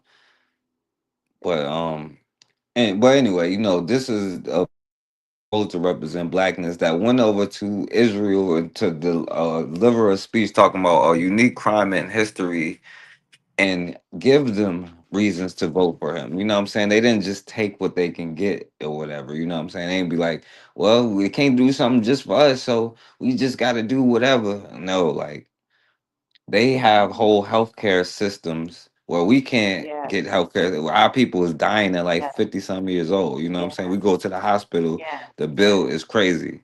They have whole healthcare systems, and most of their money comes Free. from guess where? Here. You know what Your I'm saying? taxes, your taxes. Which Yeah, again, like if they want to give their tax money to them, I don't give a damn what they do with their stuff. But once they start taking my stuff and giving it to them, yeah, you know what I'm saying? That's the problem. exactly. Was you want to say something, my brother No, no, Anthony? Oh, go ahead, Cassandra. Yeah. but nobody's have anything to say about that. They can get him all the money, no problem, because we blessed in Israel. Oh my God, that's so funny to me. But them black folk, oh, you better not get him nothing. Don't give him a dime, because we the president of everybody. We can't just do nothing just for black people. Ain't that what Kamala Harris said? Oh, I'm not going to do anything just for black people. No, but I'm gonna get to the Indians and the Pelagians and the Asians and the Malay and but I'm not gonna do nothing just for black people. I'm gonna do for the LGBT first, and they just happen to be included in that. So let's just say they got something. Y'all don't stop with the nonsense. Go ahead, I'm past.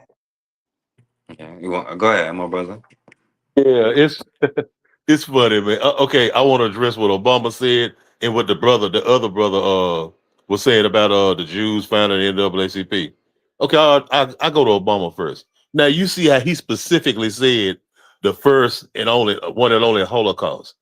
Okay, and you know, like I'm with you, man. We don't know how many motherfuckers got killed over there. You know what I'm saying? I don't even know if any of them got killed. I don't know. I wouldn't know. But I'm just saying. Now they always say like 5 million, 5.8 million, 6 million. Look here, he totally bypassed what the Belgians did to African people in the Congo from 1885 to 1909, the year that the NAACP NAACP was founded, 10 to 20 million Africans was murdered. 10 to 20. Last I heard, 10 to 20 million was more than 5.86 million. You know what I'm saying? And then we could go even before that with the people with the Germans who they say committed the Holocaust against those people, the Jewish people. Well, in Namibia, in Southwest Africa, those were the first concentration camps that they set up in Namibia, where they killed the Nama and Herero people, hundreds of thousands of them. You know what I'm saying? I mean, where they actually rounded these people up, put them in camps, starved them to death, shot them, killed them, and even cut heads off and put them on exhibits and shit. You know what I'm saying? That was the original Holocaust. Okay, so that's why I bummer. Now I want to go back to what that brother was saying about the founding of the NAACP. You know, Jews founded the NAACP. Well, we know that was a co-op.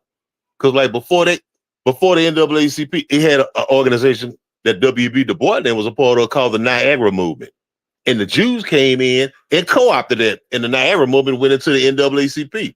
But even before the Niagara Movement, they had the National Afro-American Council, which founded in 1893 until 1907, which was a black organization founded by black people. But it was the largest and most powerful black civil rights organization. But some kind of way, they got caught up in all kind of bullshit and really, in some external things, which ended that organization, in which W.B. Du Bois and Ida B. Wells was members of that organization, the National Afro-American Council.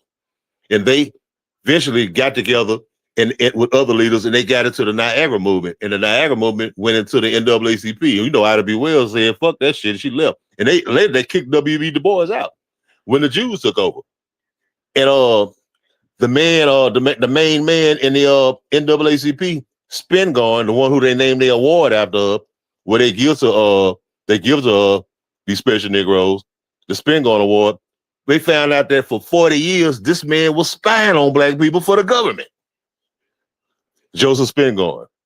He was spying on black people. He was pretending to be the head of the organization, but he was spying and reporting all of this shit back to the United States government. You know what I'm saying? But Negroes don't remember that history.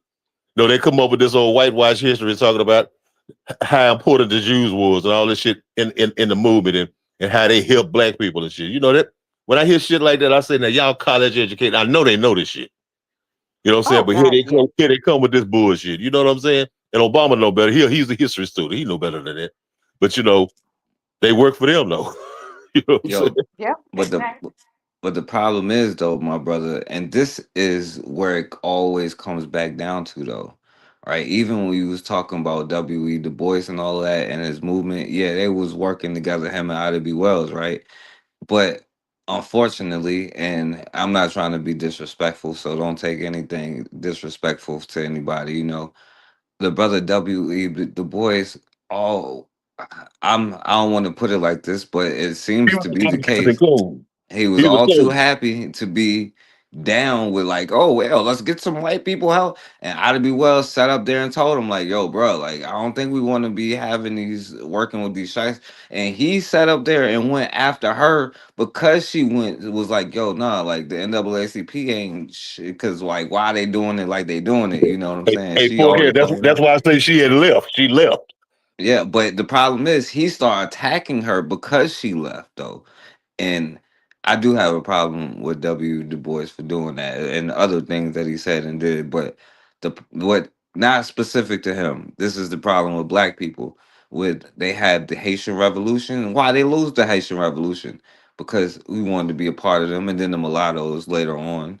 The stuff I keep saying over and over, but every time a black leader be like, "Oh yeah, let me go negotiate with them," end up get kidnapped, dead. You know what I'm saying? End up whatever. Like and we keep losing over and over because we got Negroes like black people all throughout history that will sit there and sell out our own people, which is true, but I'm just saying, like, our trying to be accepted by a group of people who don't even see you as human. And I don't even know why this acceptance is so important, you know what I'm saying? To the point that oh well, we find any reason. You know why that the redneck want to hate the shyster? Because they think that they have some kind of blackness, but really it's just some Europeans who came over and became $5 Indians, but just with the shyster was just with not shyster, but just with the Jewish thing, you know what I'm saying? With the Israelite thing, you know what I'm saying? They just came over and took over the same thing that um yo, what was the tribe that the Israelites say that they learned that they were before they got invaded by the Arabs? You know, Anthony? The song guy, I think it wasn't that. I don't know. No, the song got those Africans in Africa. No, it was something that they. But anyway, that's not You talk about important. the Khazars? No, it was before that. Mm. I don't know. I don't know. I don't know. I'll be honest with you. I had too much stuff that I don't even remember right now. But anyway, we'll go get back to it unless y'all want to say something else about it. We only gonna go like 5 more minutes. The Judean, the tribe of Judah. No, it was a actual African tribe. Oh no, I ain't never heard of this shit. No, they wasn't the Israelites. I'm saying like it was. I thought you was talking about the Shysters. Okay. No, I was talking about something else. My bad. Anyway, we'll get back to like the last couple minutes. 1672, we start to see the ways that they deal with runaway slaves begin to change and become a lot more strict. Essentially, Virginia doubled down on the Casual Killing Act and gave permission to the Slave Patrol, aka the Patty Rollers, to wound or kill any black person that resisted arrest. Now, doesn't that sound familiar? The state giving the Slave Patrol Patty Rollers the power to kill or wound anybody who they say is resisting arrest. Now, in a way, this law in 1672 gave black people more protection than we had today. Because if a black person got injured or killed by the slave patrol while they were being arrested, they had to compensate their owner since they were somebody else's property. So the fact that black people were white people's property gave them an extra level of protection, although they still would be killed. But they were more careful because they would have to compensate the slave owner. Now, today, I'm not sure if they have to compensate, but you let me know if you think these laws are still on the books with the Casual Killing Act. Now, for as bad as the Virginia colony was. All right, so I guess we'll almost stop it right here though. But so I was talking about the slave patrol, right? Because nowadays everybody want to make it about this ICE now. isn't just like the Gestapo. They're closer to slave catchers. And once that clicks, a lot of people get real uncomfortable real fast. Every time ICE comes up, someone reaches for that Gestapo comparison. And I get why they do it. Raids in the middle of the night, neighbors disappearing, families gone before breakfast. That's the kind of terror that people were taught to recognize, as long as it happened to people that looked like them. But that comparison is doing a whole lot of emotional work that it just doesn't deserve. Because structurally, historically, ICE does not move like the Gestapo. They move like slave patrols. And the reason nobody wants to say that out loud is because slave patrols aren't foreign. They're not exotic. They're not evil elsewhere. They're American, homegrown. Slave patrols were legal, state-funded, community-supported. Their job was simple. Stop people, demand proof, and decide on site who belonged and who didn't. No crime required, no trial, no explanation. Just papers, accent, skin, and presence. That's it. That's the blueprint. They weren't hunting ideology. They weren't fighting enemies of the state. They were enforcing status. Who's allowed to move? Who's allowed to stay? Who can be taken and who can be returned? And here's the part people really don't want to sit with. Slave patrols are the history that a lot of white families don't talk about because it's not abstract, it's not distant, and it doesn't end with, and the bad guys lost. It sounds like something someone's great-great-grandfather may have done on a Tuesday afternoon. So people grab the Gestapo instead, because the Gestapo says that could never be us. Slave patrols say this is exactly us. The Gestapo comparison lets you condemn terror without interrogating lineage. Slave patrols, however, force you to admit that American terror didn't need a dictator. It needed law, it needed paperwork. It needed permission. It needed neighbors that said, well, that's just how this works. That's why ICE feels so familiar to some and shocking to others, because some of us recognize the pattern immediately. Civil enforcement, administrative power, we're just enforcing the law, you know? Paperwork treated like morality and families treated like inventory. Different uniforms, different century, same logic. And that's why the Gestapo comparison keeps circulating, because it centers fear once it touches people that look like the ones telling the story. Slave patrols force a deeper realization, right? What if the terror wasn't imported? What if it was foundational? What if it never actually ended, it just learned a new language? ICE is not an accident, it's not a deviation, and it isn't new. It's old power doing what it's always done, just with updated branding and better PR. Now, one thing about Europeans is they aren't that creative. They do the same things over and over, which is why it's important to keep you ignorant of history. And what everybody else wants to do is use our pain and our suffering when it suits them, which I mean, I can't blame them. Like, why would, if you had a group of loyal slaves and ignorant fools that'll stand up and fight for you every single time, knowing that I'm gonna stab you in the back from the very first time until the last time we tried to be on their side when it comes to us. Why is it always that we got to stand up for everybody else when um it suits them, right? When it suits everybody else, but and then try to guilt trip like, oh well, you know, there could be such and such when it could be happening to black people when where have you been for the last 700 years? Like, when has it stopped? When we talk about these illegal slave raids, when we talk about the 7-year-old what was her name's Ayanna Johnson or Ayanna Smith, the little 7-year-old girl, when they bust up in the wrong house and shot her while she was asleep on the couch and killed her. Nobody goes to jail for that kind of stuff. The no knock warrants, all that stuff.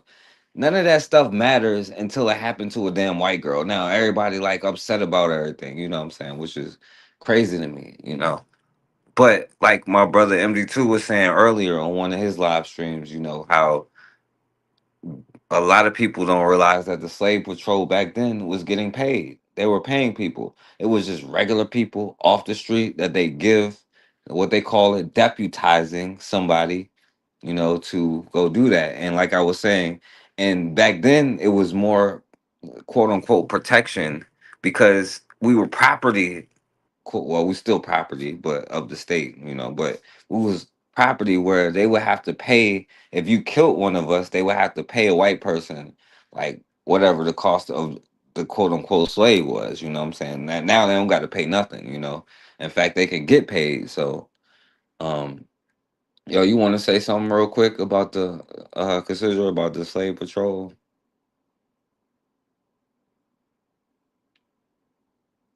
In the state patrol called the police officers today, they're doing the same thing. You don't hear too much about the police officers, but now, like you said, you hear about ICE more so than anything else. And it looks like ICE is taking over the police officer's job to me, because you don't hear about too many police officers now killing black folks. You hear more about ICE, but now ICE is killing up everybody. There's no, they don't care. White, black, green, they don't care. And I've never seen a time when ICE, when white women die. I'm just so blown away by that. I can't believe it. And nobody's going to be held accountable. But guess what? The tides are turning, and people don't understand that. But I'm loving every minute of it. I got my popcorn. I need to go get another bag of popcorn to watch this because I'm enjoying this. I ain't never seen that. They didn't talk about the Key Porter guy, but they keep talking about this white girl. I don't even remember her name. Don't even care to remember her name because guess what? She shouldn't have been out there in the first place. Just like they tell us, shouldn't be out there in the first place, right? So Yeah, my I thing gotta is, wait for the not facts my to come concern. in. I don't know what she was Yeah, I doing. gotta wait for the facts. Yeah, yeah. She wasn't complicit, compliant. I'm just saying. So, but yeah, but go Yeah, ahead. it I don't rest look of that. like it don't look like she was complying to me. That's all I'm saying. I don't know. So better go call Ben Shapiro or something. I don't know. But you want to say something, my brother Anthony? Yeah, the bitch should have stopped resisting. That's what should have happened. She was resisting and she got her ass knocked off, and I ain't mad at it.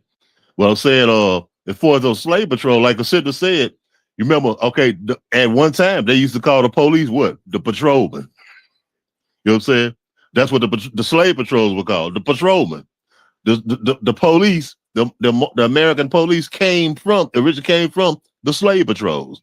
And like you always hear these white folks saying, like, well, man, my family, we weren't slave owners back then. You know, they hear these white Southern people saying we weren't slave owners. But this is one thing that you briefly touched on. During the enslavement of African people, black people in America, one thing in every one of those slave states, so slave owning states, it was a law, a state law. Every eligible white male from 18 to 45, it might have been from 16 to 45. It was like from 16, 17 to 18 to 45 had to serve in the state militia. Every white male had to serve in the state militia. You know what I'm saying? The state militia was created to prevent slave revolts. You know what I'm saying? So all of that shit was held up by the white community. You know what I'm saying? So when they say that, well, I didn't own slaves, but y'all held it up. Y'all supported it. You know what I'm saying? Your people, because every white male in whatever state, from Louisiana, Texas, to Georgia, North Carolina, all of them had to be a member of the state militia to fight the guard off against slave rebellion.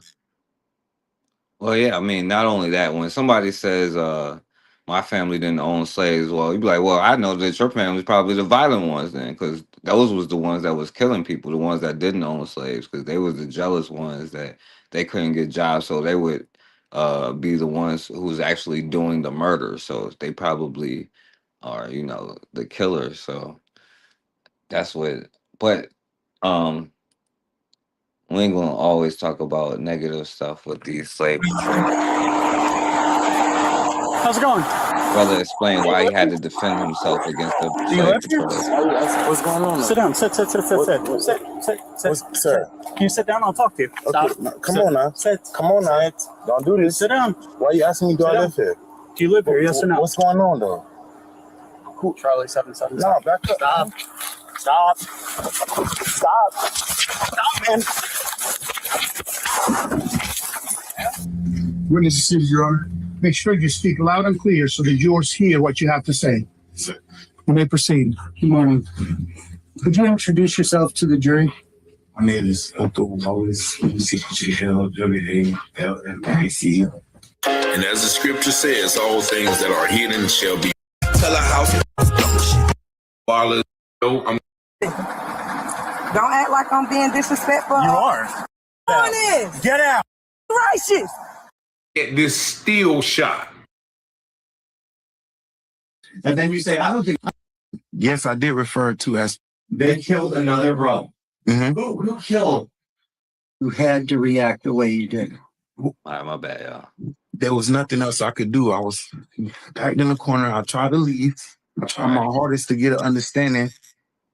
I seen him reaching for his, waistband where I know that there's, multiple amounts of weapons that could be used to cause, me harm or death. And being in this situation, I'm not sure how people, how other people would react. But in my perception, I felt that this was the only option I have after I had tried everything else. There was no other effort that I could have put into walking away safely. And that was the best thing I could have did to preserve, my being. Right, and you said, fuck these crackers and their power on speaking to them. You didn't care, right? I'm talking about the people of Instagram who have the power to shut down my Instagram. F them crackers. Right, what you talking about? That try to kill us. And then you say, June, they killed another bro.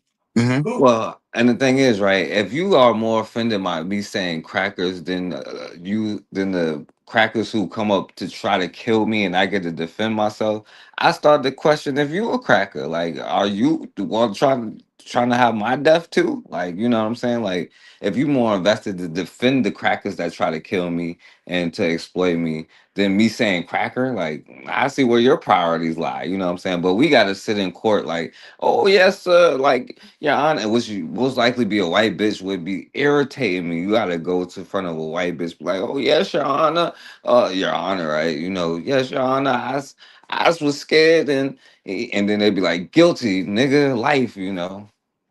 Anyway, And that's the sad part about it. Even with this case right here, forecast, he knew that they was gonna kill him that night. He knew it. Because what did the officer do? He said Charlie 777. Nobody ever talks about what that means.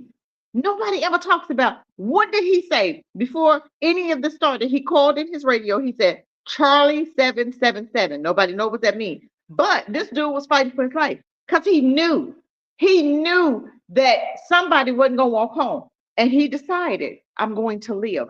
So now, because you decide that I want to live and not die, you got to go to jail for the rest of your life because them crackers, like I said, them crackers was setting him up to die that night. He knew that. And the history book know that. And the people, the white folk out there in the audience knew that. And black folk know that. Because that's what they do. That's their history. So why wouldn't he fight for his life? And even at the judge, even during this trial, they kept trying to insinuate stuff. My thing is, when are we going to be real? And why didn't they really come out and say, look, let's go down the history of even this officer. Let's bring his history out. Let's bring his behavior. Because from my understanding, this officer had some stuff in his background. But they never bring that out in trial because, oh, we're going to paint a bad picture on the officer. I don't give a damn. I'm fighting for my life. Every dang on thing I could have brought out against that officer and against the police departments across America, I would have pulled out of my house, out of my head. Now, whether you like it or not, truth is truth. And guess what? I don't care if you like it or not. But I'm not going to jail for something that I know that dude right there was going to die that night. And he knew it. So now I got to fight for my life. And thank God that he didn't die that night. Thank God that he won that night. Because it could have been the other way around, but that white dude wouldn't have been sitting right where he's sitting, because they never sit where he's sitting, because it's always our fault, because we black and we didn't comply. Bitch, what you mean? He was sitting in his car minding his business when the devil came up and wanted to start some stuff with him. And guess what? Who won? Righteousness won. And I'm going to end with that one. Yeah, facts. Kill a brother. Yeah.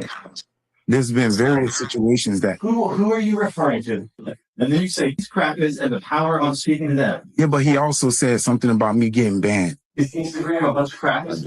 I'm not sure if it is. But Is it a bunch of crackers? You tell me. And do they have power? Do crackers have power or no? You refer to that as law enforcement officers as crackers? No, sir. Okay. Well, you refer to law enforcement as case, don't you? No, sir. In fact, after you killed Officer Rayner or shot him, you went on Instagram and you posted that I'm not going to let these pigs do anything to me, correct? Say up to that. I said, yes, I did refer to as pigs, but when I say the word pigs, I'm not specifically always talking about police officers. What are you talking about? I'm talking about people who don't see me as human. If you read it, it progresses. You were going to get banned because you were posting about killing police officers. And he said, you better watch out. He needs you to be out there, bro. He still needs you to be around.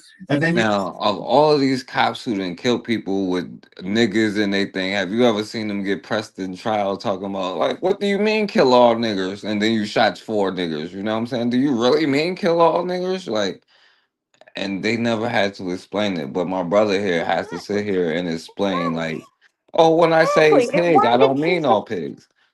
Like, exactly. So my thing is, why did the trial go this way? Why couldn't he really talk and say what needed to be said on trial? Why is it that his jury was multiple? It was more black, more white on his jury than it was black. My thing is, why do I have to defend myself? The history of the police officer speaks for itself. All he had to do was pull up the history of how many black folk literally died dealing with these crackers. Die because they come in your neighborhood, and they don't come in your neighborhood and not mean death. They come with death. They come with, a whole lot of animosity. They come into a black neighborhood talking you crazy, and you supposed to, yes, a master. No, that day's over. Don't come in our neighborhood acting a fool. Don't come in our neighborhood trying to bully us. Don't come in our neighborhood with that kind of attitude, because every last one should leave out the same way that white boy left out, in a body bag. Period. Yeah, and So when are we going to stand up and say, look, if he hadn't have been approaching me, if he hadn't have came, because I'm man of my business, sitting in my car, man of my business, and here he come. Okay, I had to fight for my life. He shouldn't even went up to him and said nothing that night. They had been scoping him out. They had been watching him because he was part of the NFAC. Remember that group. Let's not forget where the leader of that group at in jail. Because of why? Some bullshit. Period. Some bullshit charges that should have never happened. So guess what? This is what happens in America to black men that want to speak out, that want to make a difference, just like the Black Panthers. They want to feed black children, and half of them are dead. And one just died just what, a couple of months ago, of cancer. Been in there for a long time. But that's beside the point. My thing is, why is it that we have to fight for our lives? Now, this dude is fighting for his life even on trial after he saved his life. Now he got to fight for his life again, whether he's going to spend the rest of his life in jail or he's going to die. That's ridiculous. I'm not going to get in your system until you fix that justice system. I tell you what, I'd have left town. I'd have went to Cuba, just like what's her name did. Sometimes we just got to get out the way. She never came back, died over there. Sad thing, but she died over there. But she never came back into this system. And that's a sad thing, that she had to leave her family because of this justice system here in America. And I'm yeah. gonna rest with that. Well, yeah, I mean, and that's the thing, because you still got to go to their courts, and at the end of the day, their laws is you either bow down to it or not, and at the end of the day, it's based off like they will kill me if not, you know what I'm saying? And that's what got people scared. But if people do something to you, that would mean like it You get works to the do other something way back to them. around too. You know what I'm saying? Like if somebody violates you and they know it comes with consequences and repercussions, they would at least think twice. But and I'll play this last thing real quick, play these last ones. Um let's see. It barred discrimination, so not housing, when it came to government contracts. This And speaking of that, I also want to say what my dude had to say on civil rights this week. So this is your boy, Trump. And I quote, "White people were very badly treated, where they did extremely well, and they were not invited to go into a university to college." So I would say in that way, I think it was unfair in certain cases. People that deserve to go to a college or deserve to get a job were unable to get a job. So it was reverse discrimination. Now he's talking about the Civil Rights Act, allegedly. He said after the Civil Rights Act was passed, how white people were treated was like reverse discrimination. I want you to think about what he just said. So basically what you're saying is people were treated badly. Black people were treated badly and didn't have any voting rights and didn't have any rights to do anything, couldn't use the same water fountain, couldn't go to the same schools, were treated as third world human beings in their own country. And when something was done about that to change the rules, to change the law, the civil rights movement, white folks got mad. It reflected badly on other people, and it was reverse discrimination. And speaking of that, I also want to and the thing of it is like all right, let's see. Oh, my bad. Rolled out a campaign. Just weeks into the new year, the Trump administration has surged ICE agents to American cities, overthrown a foreign head of state, threatened a military takeover of Greenland, and rewritten the history of January 6th.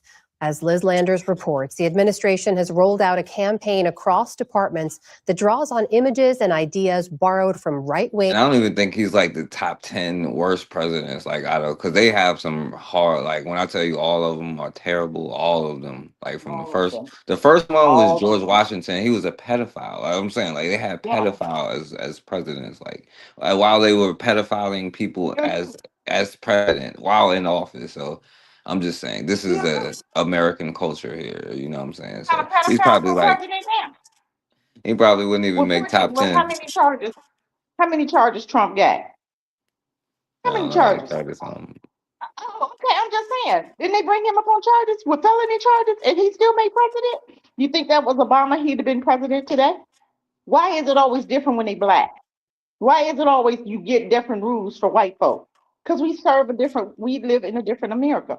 There's two sets of laws, black law and white laws. Period. Don't we understand that yet? And you got people that still don't understand that. They still don't see that. They still will sit up there and say, well, I don't want to be black or let's take it to the courts. Yeah, we're gonna take it to the courts, but we still gonna lose because we're going into their courts.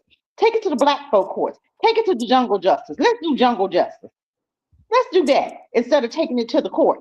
Because we already know you take it to the courts, we're going to lose.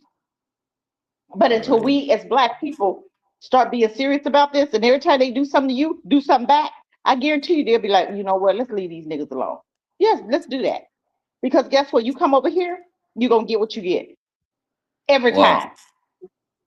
and I'm gonna let my brother Anthony speak, right? But the thing is, right, like their course is kind of backed by jungle justice at the end of the day. That's all it really is, because like you don't do something, they'll go kidnap your president, or better yet, shoot him in the bed while he's in the bed with his wife. You know what I'm saying?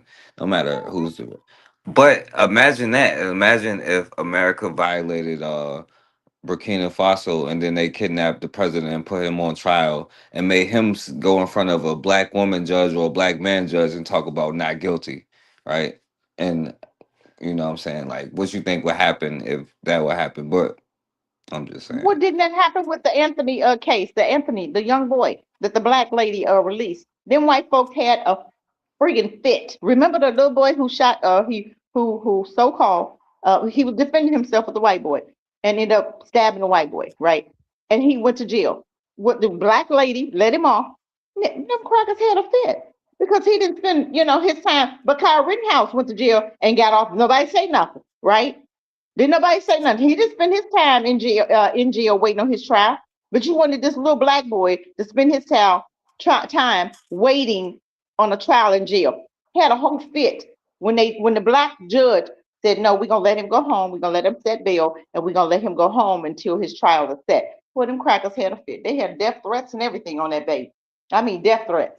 It was horrible. These people never change. Do we not understand that? These people are the same as yesterday, the day before, and the year before, and the centuries before. They will never change. This is why our ancestors set us apart from them.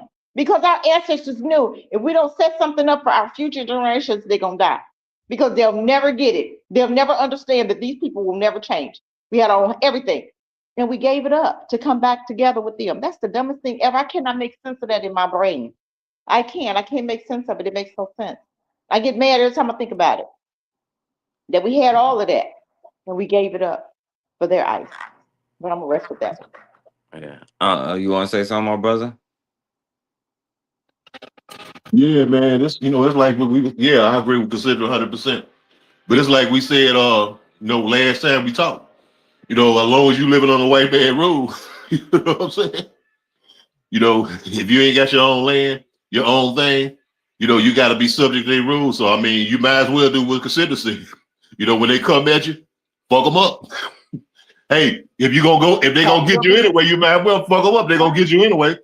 Well, I'd be like, take a whole bunch of you motherfuckers with me. I truly believe they should be when they meet us. They should get to the point where they say, them niggas. If we don't handle this in court, they're gonna take it to the jungle. That's what they should be saying when they come to black people. We got to do something. Just like Derek Chauvin, they knew we got to do something. That was one time that they said we got to do something because these black folk waiting. They wait. If we let him out, he ain't gonna make it. They knew that. But okay, so why we didn't keep that up? Why we didn't keep that up? Then Daniel Penny, let him out. Why didn't we handle our business with him? George Zimmerman, let him out. Why we didn't handle our business? Why are we waiting for them to go to court and release them? Because they're gonna always find them not guilty. Hell with court. We didn't even let you get to court. We're gonna handle our business now because you just harmed my family members. You harmed mine, I'm harming you. Period. That's how we should be. Jungle justice, period. Ain't no legal system for us. We already know that. So why we keep saying, well, we gonna take it to court? Look, this is a court. You in Cass's court. Death. Period. You come over here mess with some black child, death. You come over here, you messing with Trayvon Martin, death. Ain't no way George Zimmerman should be still breathing. Ain't no way Daniel Penny should still be breathing. Dylan Ruth, Peyton, and so forth and so on. The police officer that killed Sandra Bland and put her in jail and said, oh, she killed herself. Death. He shouldn't even be breathing. He's still getting his retirement. Why? See, this is what I'm saying. Nothing will ever change until you change it. Yeah. Revolution don't happen unless you do something. And bloodshed. Yeah, bloodshed gonna happen, but guess what? By the time we get done, them crackers gonna know, leave them niggas alone, please. Because they're gonna burn some shit, they're gonna, they're gonna do all kind of stuff. That's what they should be thinking when they come our way. It's not gonna be good for us. Let's let them run there, keep, just don't bother them. I rest. Yeah. All right. So wrap it up for the Pink last little and white part. nationalist circles. From the U.S. Department of Labor, a message. One homeland, one people, one heritage. Remember who you are, American. It's a video that appears to be part of a campaign now ramping up to sell the administration's efforts to the American people.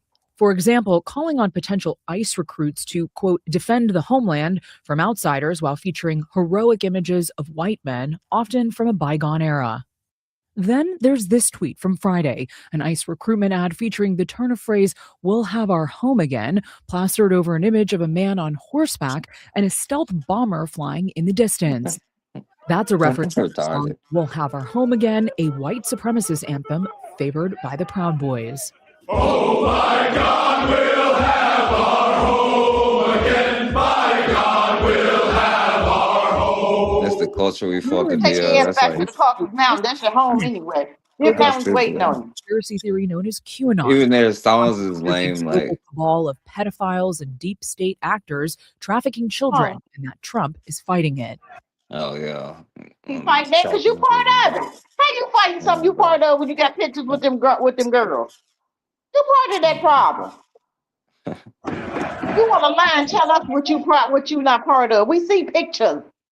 Yeah. His own wife, the one he's with now, was one of his victims.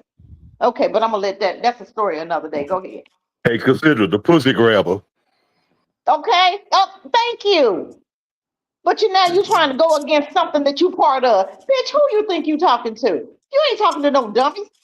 You got 34 felonies, pedophile pictures, hanging out with the dude that owned the island that y'all want to tell me died. He's not dead. I don't care what nobody say. Epstein is still alive and kicking. You ain't gonna tell me that man with all that money died. That's a damn fool. If you dead and you had all that money, you need to be dead, but he ain't dead. I guarantee you he's not. I guarantee you he's not. But go ahead. President with 34 felonies. But go ahead. Heavily involved in the insurrection on January 6, 2021. Last week, the Trump administration published a new website rewriting that history to blame Democrats for security failures that day and to justify to get a job or unable to get a job. So it was a reverse discrimination. A day later, Trump supporter and billionaire Elon Musk wrote 100 above this message on X, which read in part, quote, white men become a minority, we will be slaughtered. White solidarity is the only way to survive. That's known as the Great Replacement Theory, popular in white nationalist circles that falsely claims the white now, I don't really care what they do. Like they're retarded, right? But the thing is, we have been getting slaughtered though, right? And the only thing that will stop it is black people at least coming together And for we're the still not bare prepared. minimum, you know? Yeah. But we're It's still not like, prepared, though, Farcan. yeah. We see this, and what are we doing about it? We see this right here because they love January. January 6th, January 16th. They love the month of January. It's just their month. Okay, that's the Caucasus Mountain people month, right? But what are we doing? Why are they preparing? Do you have candy bars? You got your peanuts. Do you have extra candy bars? for your children, like they do theirs. I'm just saying, they prepared, and we still sitting up here talking about what a dress, a pastor's wife's dress. Who gives a damn about your dress? I don't give a damn what you wear. But I do care about if we preparing for this war that's coming, this civil war that's coming. The civil war is coming. Y'all can believe me or not, but it's coming. Are you guys ready? And if you say no, shame on you. You have time to get ready. Still not too late. When it's too late is when it starts. You can't run out there and get bullets the day of. I'm sorry. You can't run out there and get candy bars and peanuts the day of. You got to be prepared now. And people still sitting up there like ain't nothing happening. You see this man getting ready to take, Greenland told him, you come over here, you in trouble. We're going to shoot first. Ain't that what Greenland said? Okay. And they just put a law in act here that he has the right to go. You're going to put a law for him to go over there and do something with Greenland, right? They voted on a law here to go over there and snatch Greenland. What the hell? Well, what did Greenland say? Greenland said no, but you're going to put a law. So the Greenland's supposed to follow your laws. Okay, black folk, the signs are there. I see so many signs, the Civil War, so many signs, the disruption is coming, so many signs that it's getting ready to be some shit. And black folks still sitting up there arguing about a damn dress. That's their topic, a dress. Okay, I'm gonna rest with that one. Go ahead. I'm trying to shut up today. No, you good, you good. All right, I'll play the last one and then we're gonna wrap it up. Country Club. I don't even like playing this dude video. That's not what he I wanted just to play say, with or your you sister, either. man. Third white man. He said it crashed up. So let's get was talking about black people could change the world and we could make such a difference right now, but they understand we're tired. And there's black people in the comments like, thank you for understanding, but yeah, we're tired. No, that they're blocked over here. They're blocked because that is gaslighting and manipulation. Sit there and be like, oh, y'all can make such a difference. I understand why you're tired. No, shut up. You do not understand anything. If we made the difference in the world, wouldn't the changes have already been made? Didn't we do this over and over and over again for centuries? You know what hasn't been done yet? And you know insanity, that whole insanity is doing the same thing over again and expecting different results. You want us to stay insane. You know what hasn't happened yet? Y'all talking to your own people. Get out of here. Close the door. Get out of here. Y'all know I don't have hate towards nobody. My family is all mixed up, right? Oh And this How doesn't we always got mean to say talking that? me down here. But to sit there and come into a group and be like, y'all got all this power where? They clearly don't listen to us. How about you take your well rested and you go do something? I don't like. No, and that's the thing, and the insanity is doing the same thing over and over. And one thing we haven't tried, right, is putting ourselves above everybody else. Self-love, you know what I'm saying? Not even we look at, oh, I don't hate nobody. We got to explain all that. No, we love ourselves enough that we don't want the next generation to keep going through the same thing over and over. And one thing that we haven't tried to do is take that energy that we use to fight to be a part of their system, to fight to, get all of these. So what if we took a fraction of that energy and put it in on ourselves to build our own stuff and to defend it when they eventually will come, because we know they will come, you know what I'm saying? But and I'm gonna let my brother here speak, but I just want to say real quick, yo, I want y'all to know this real quick. Let me see. I just want y'all to know.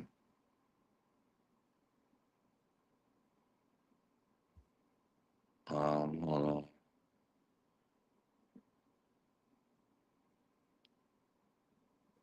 Well, of course it's gonna freeze up now, but care about black people. Please call.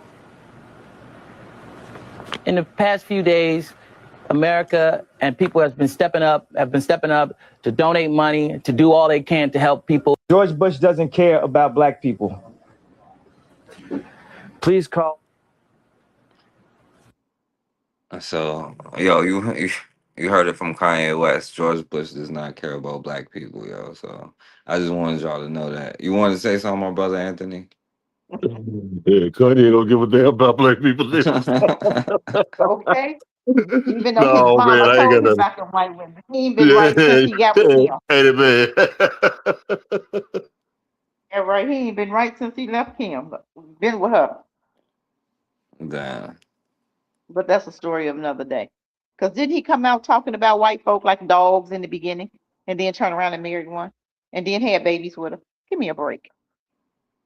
Yeah. But I do understand what he's saying. He told you. But we still did. What did Khalid Muhammad tell us? We never should end without hearing that brother. We never should end without hearing Khalid Muhammad. He done told you, kill all of them. The last one of them. Because we're going to have to. And the sad thing, we're going to have to kill something that looks like us first. Because if we don't get them, they're going to get us. So I hope people are listening. And I hope they're getting ready for what's coming. Because ain't nothing good happening to America right now. If you don't see what's happening, if you can't see this thing is slowly turning, they just advertise for ICE. These people don't have to have no training. And they ain't number white boys. It might be a speckle, a coon every now and then in the Mexican. Every now and then you'll see one up in there. But most of them are white boys. Did you see the one where the guy was out there talking about Venezuela and the Venezuela called him a nigga? Did you see that one?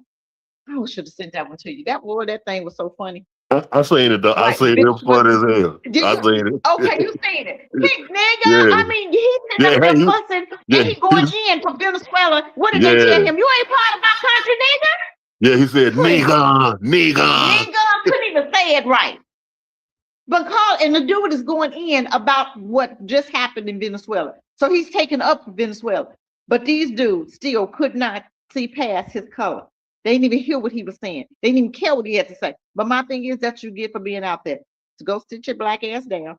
Let them fight their own causes. Go get a refresher on your popcorn and enjoy the show. Period. Have a whole seat. As long as they don't come in your face. When they come in your face, you handle your business. But right now, black family, have a seat, stand down, go get an extra bucket of popcorn and watch and enjoy the show. This is the time we're supposed to be enjoying this. I'm enjoying every minute of this. Enjoy. I'm overjoyed because I'm enjoying to seeing them struggle. I'm enjoying to see how they act like we used to do, right? When they come after us, they doing the same thing. And now they like, oh my God, this is really happening to us. Yes, it's really happening to you guys. This is what black folk meant. But now you got to experience it. So enjoy the show. Have a seat. And I'll rest with that. Yeah, you want to say something, my brother Anthony? Really, man. I'm just thinking, I'm just, I always trying to be messy. But, we actually got some Negroes who we know going to try to come and tell us we wrong. Yeah, and I'm going to cuss them out too. Come on over here. Come on over here. They'll go up there and catch them for their out. white friends and talk about we wrong. That's what I'm saying. I like what you said because I mentioned earlier too. Unfortunately, we're going to have to fuck some of our own damn people up. Sure. Yes, and you already know that. So shoot to kill. Yeah, because Shoot these cools are damn near crazier than the hunkies is. and they love for the white folks, you know what I'm saying? Yeah. Oh my God. It's disgusting. It's disgusting. Yeah. It's disgusting. And before we get off of here, let me show something positive real quick, y'all. And shouts out my brother Anthony for sending me this joint. With the sister here. I'll show her. She getting a school built or something. Like, who is the sister, my brother? Wow. Hey y'all. Hey, I meant to send it to Cassidra. The day in the life of a principal and co-founder. I am here this rising. They are actually bringing our building today. Y'all see me, I'm on my land where we house the school building. I'm going to allow y'all to see. This is what they're doing today. We are installing our building. It's called His Winter Village. And so, as they continue to do this is going to take probably a few hours, I may not get every step, but hey, we're going to get as much as possible just so you all can see the vision, see the work from the ground up. That's the other side of our building that I took video of earlier. Basically, this is the side that they already put where we want it to be. They placed it on the bricks, the stabilizing. But once they put it together, we'll walk through so you all can see the finished product. Yep. I Here love we it. go. Follow us I for love updates it. in the process of building. All right, Wow. I love it. Yeah, Man, that's I nice. was trying to send that to you today because I was trying to send it to you first. Yeah. Oh man, I love that. Oh my God. I love it. Man, that's good. yeah, shouts out to So we them. are waking up. Yes. And yeah. So we definitely need to support any black people that's doing stuff for black people. You know what I'm saying? And I'm not going. I'll just leave it there. You want to say Yes. anything to wrap it up, my brother Anthony? Yeah. Just one thing. Consider, and you know what I said. I was trying to send it to you because she got the same philosophy you have. We talking about we were talking about out of the Most High and everything. Yeah. Mhm. She's with that too. Okay. Yeah, Okay. that's why I was trying to send it to you first. Yep. That's what we're supposed to be doing. He didn't tell us to Uh. stay with them. Yep. He told us Yep. to separate, right? Yeah. Hey, she got the same ideology. Yep. I love it. Yeah, with the Most High and everything. I sent another video where she was talking about it. It's on their site. Yep. That's why I was trying to send it to you first. Yep. That site again. What site is that, Anthony? I sent it What's to your you. website? Yeah. Send Okay. it to her 4K because it's written on. It's on the thing. It's some of it Yeah, written on there. Okay. You can send it to her. Yep. yeah. Okay. I don't Oh, know I about love her, it. but I'm gonna just send it to you as soon as we get off of here. Okay. Uh-oh. Man, I But you love want it. We should be supporting. That's what we should be supporting right there. That's what we should be supporting. If we're gonna support anything, this sister is doing it different, which is what we're supposed to do. If we say we woke, why aren't we building our own schools? Why are we building our own wellness centers? Why are we not building our own birthing centers? If we say we woke, but we still not changing anything, why? I love it. I love it. Yeah. Well, you want to say something to wrap everything up though to consider for what we talked about today?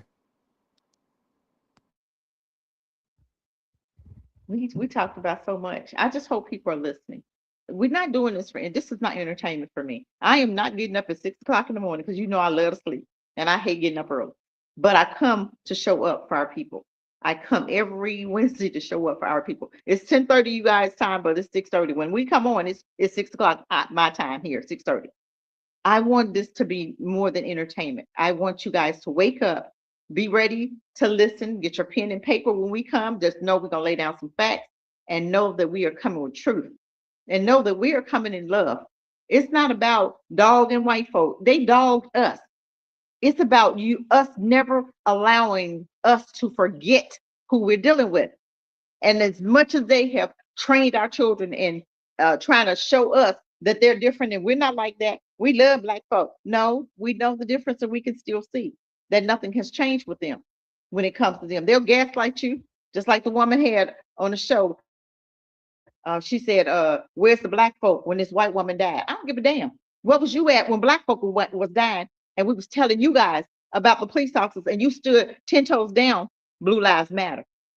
I could care less. Maybe ICE will take more of them out for us. Then that way we won't have to worry about so many of them. I'm just saying. Keep on getting into ICE's way. Keep on trying to fight ICE because they don't care. Black, red, green, or yellow, they don't care. They don't care. But I want us to remember who we dealing with. I want us never to forget, but we've forgotten. And this is when you hear people say, "Oh, I don't know why they treating us so bad." What? When did they come out your mouth? When did they ever change? When did they ever stop? They never stopped. So let's remember why we're doing this. This is not entertainment. And I get offended when people get up here and think it's entertainment. We're not entertaining you. I don't have time to entertain. I got to build. It's still some things I got to do. I ain't got time to entertain you. But we're trying to wake you up. And I hope you're taking heed to what we're saying. And if you're not, you're going to die. Maybe that's what you need to hear. 2/3 are going to die. Yes, 2/3. And the ones that still sitting up in these Christian churches, y'all first. Because white Jesus coming. White Jesus coming. Your Ku Klux Klan God is coming for you. The same God Ku Klux Klan serve. Caesar Borgia. He coming. He might So be. no, this Some is would not say. the time. Some would say he Okay. president right. Some would say he president right Okay. now. Okay. The white Oh, Jesus he is coming. coming. He Yeah, coming. He coming. white Jesus has returned So are you already. ready? It already So bombed the. let's It stay already focused. bombed the country for some Yes. Christians now. So Oh man, he ain't done. White Jesus ain't done. Look out, Greenland. Here we come. But I'm telling you, we in trouble, y'all. We in trouble. But I'm gonna rest with that. well, Cassidra, and my brother Anthony. The only thing I could say to that is what my brother Kanye said. I know y'all hated on Kanye just now, but George Bush doesn't care about black people. Please call.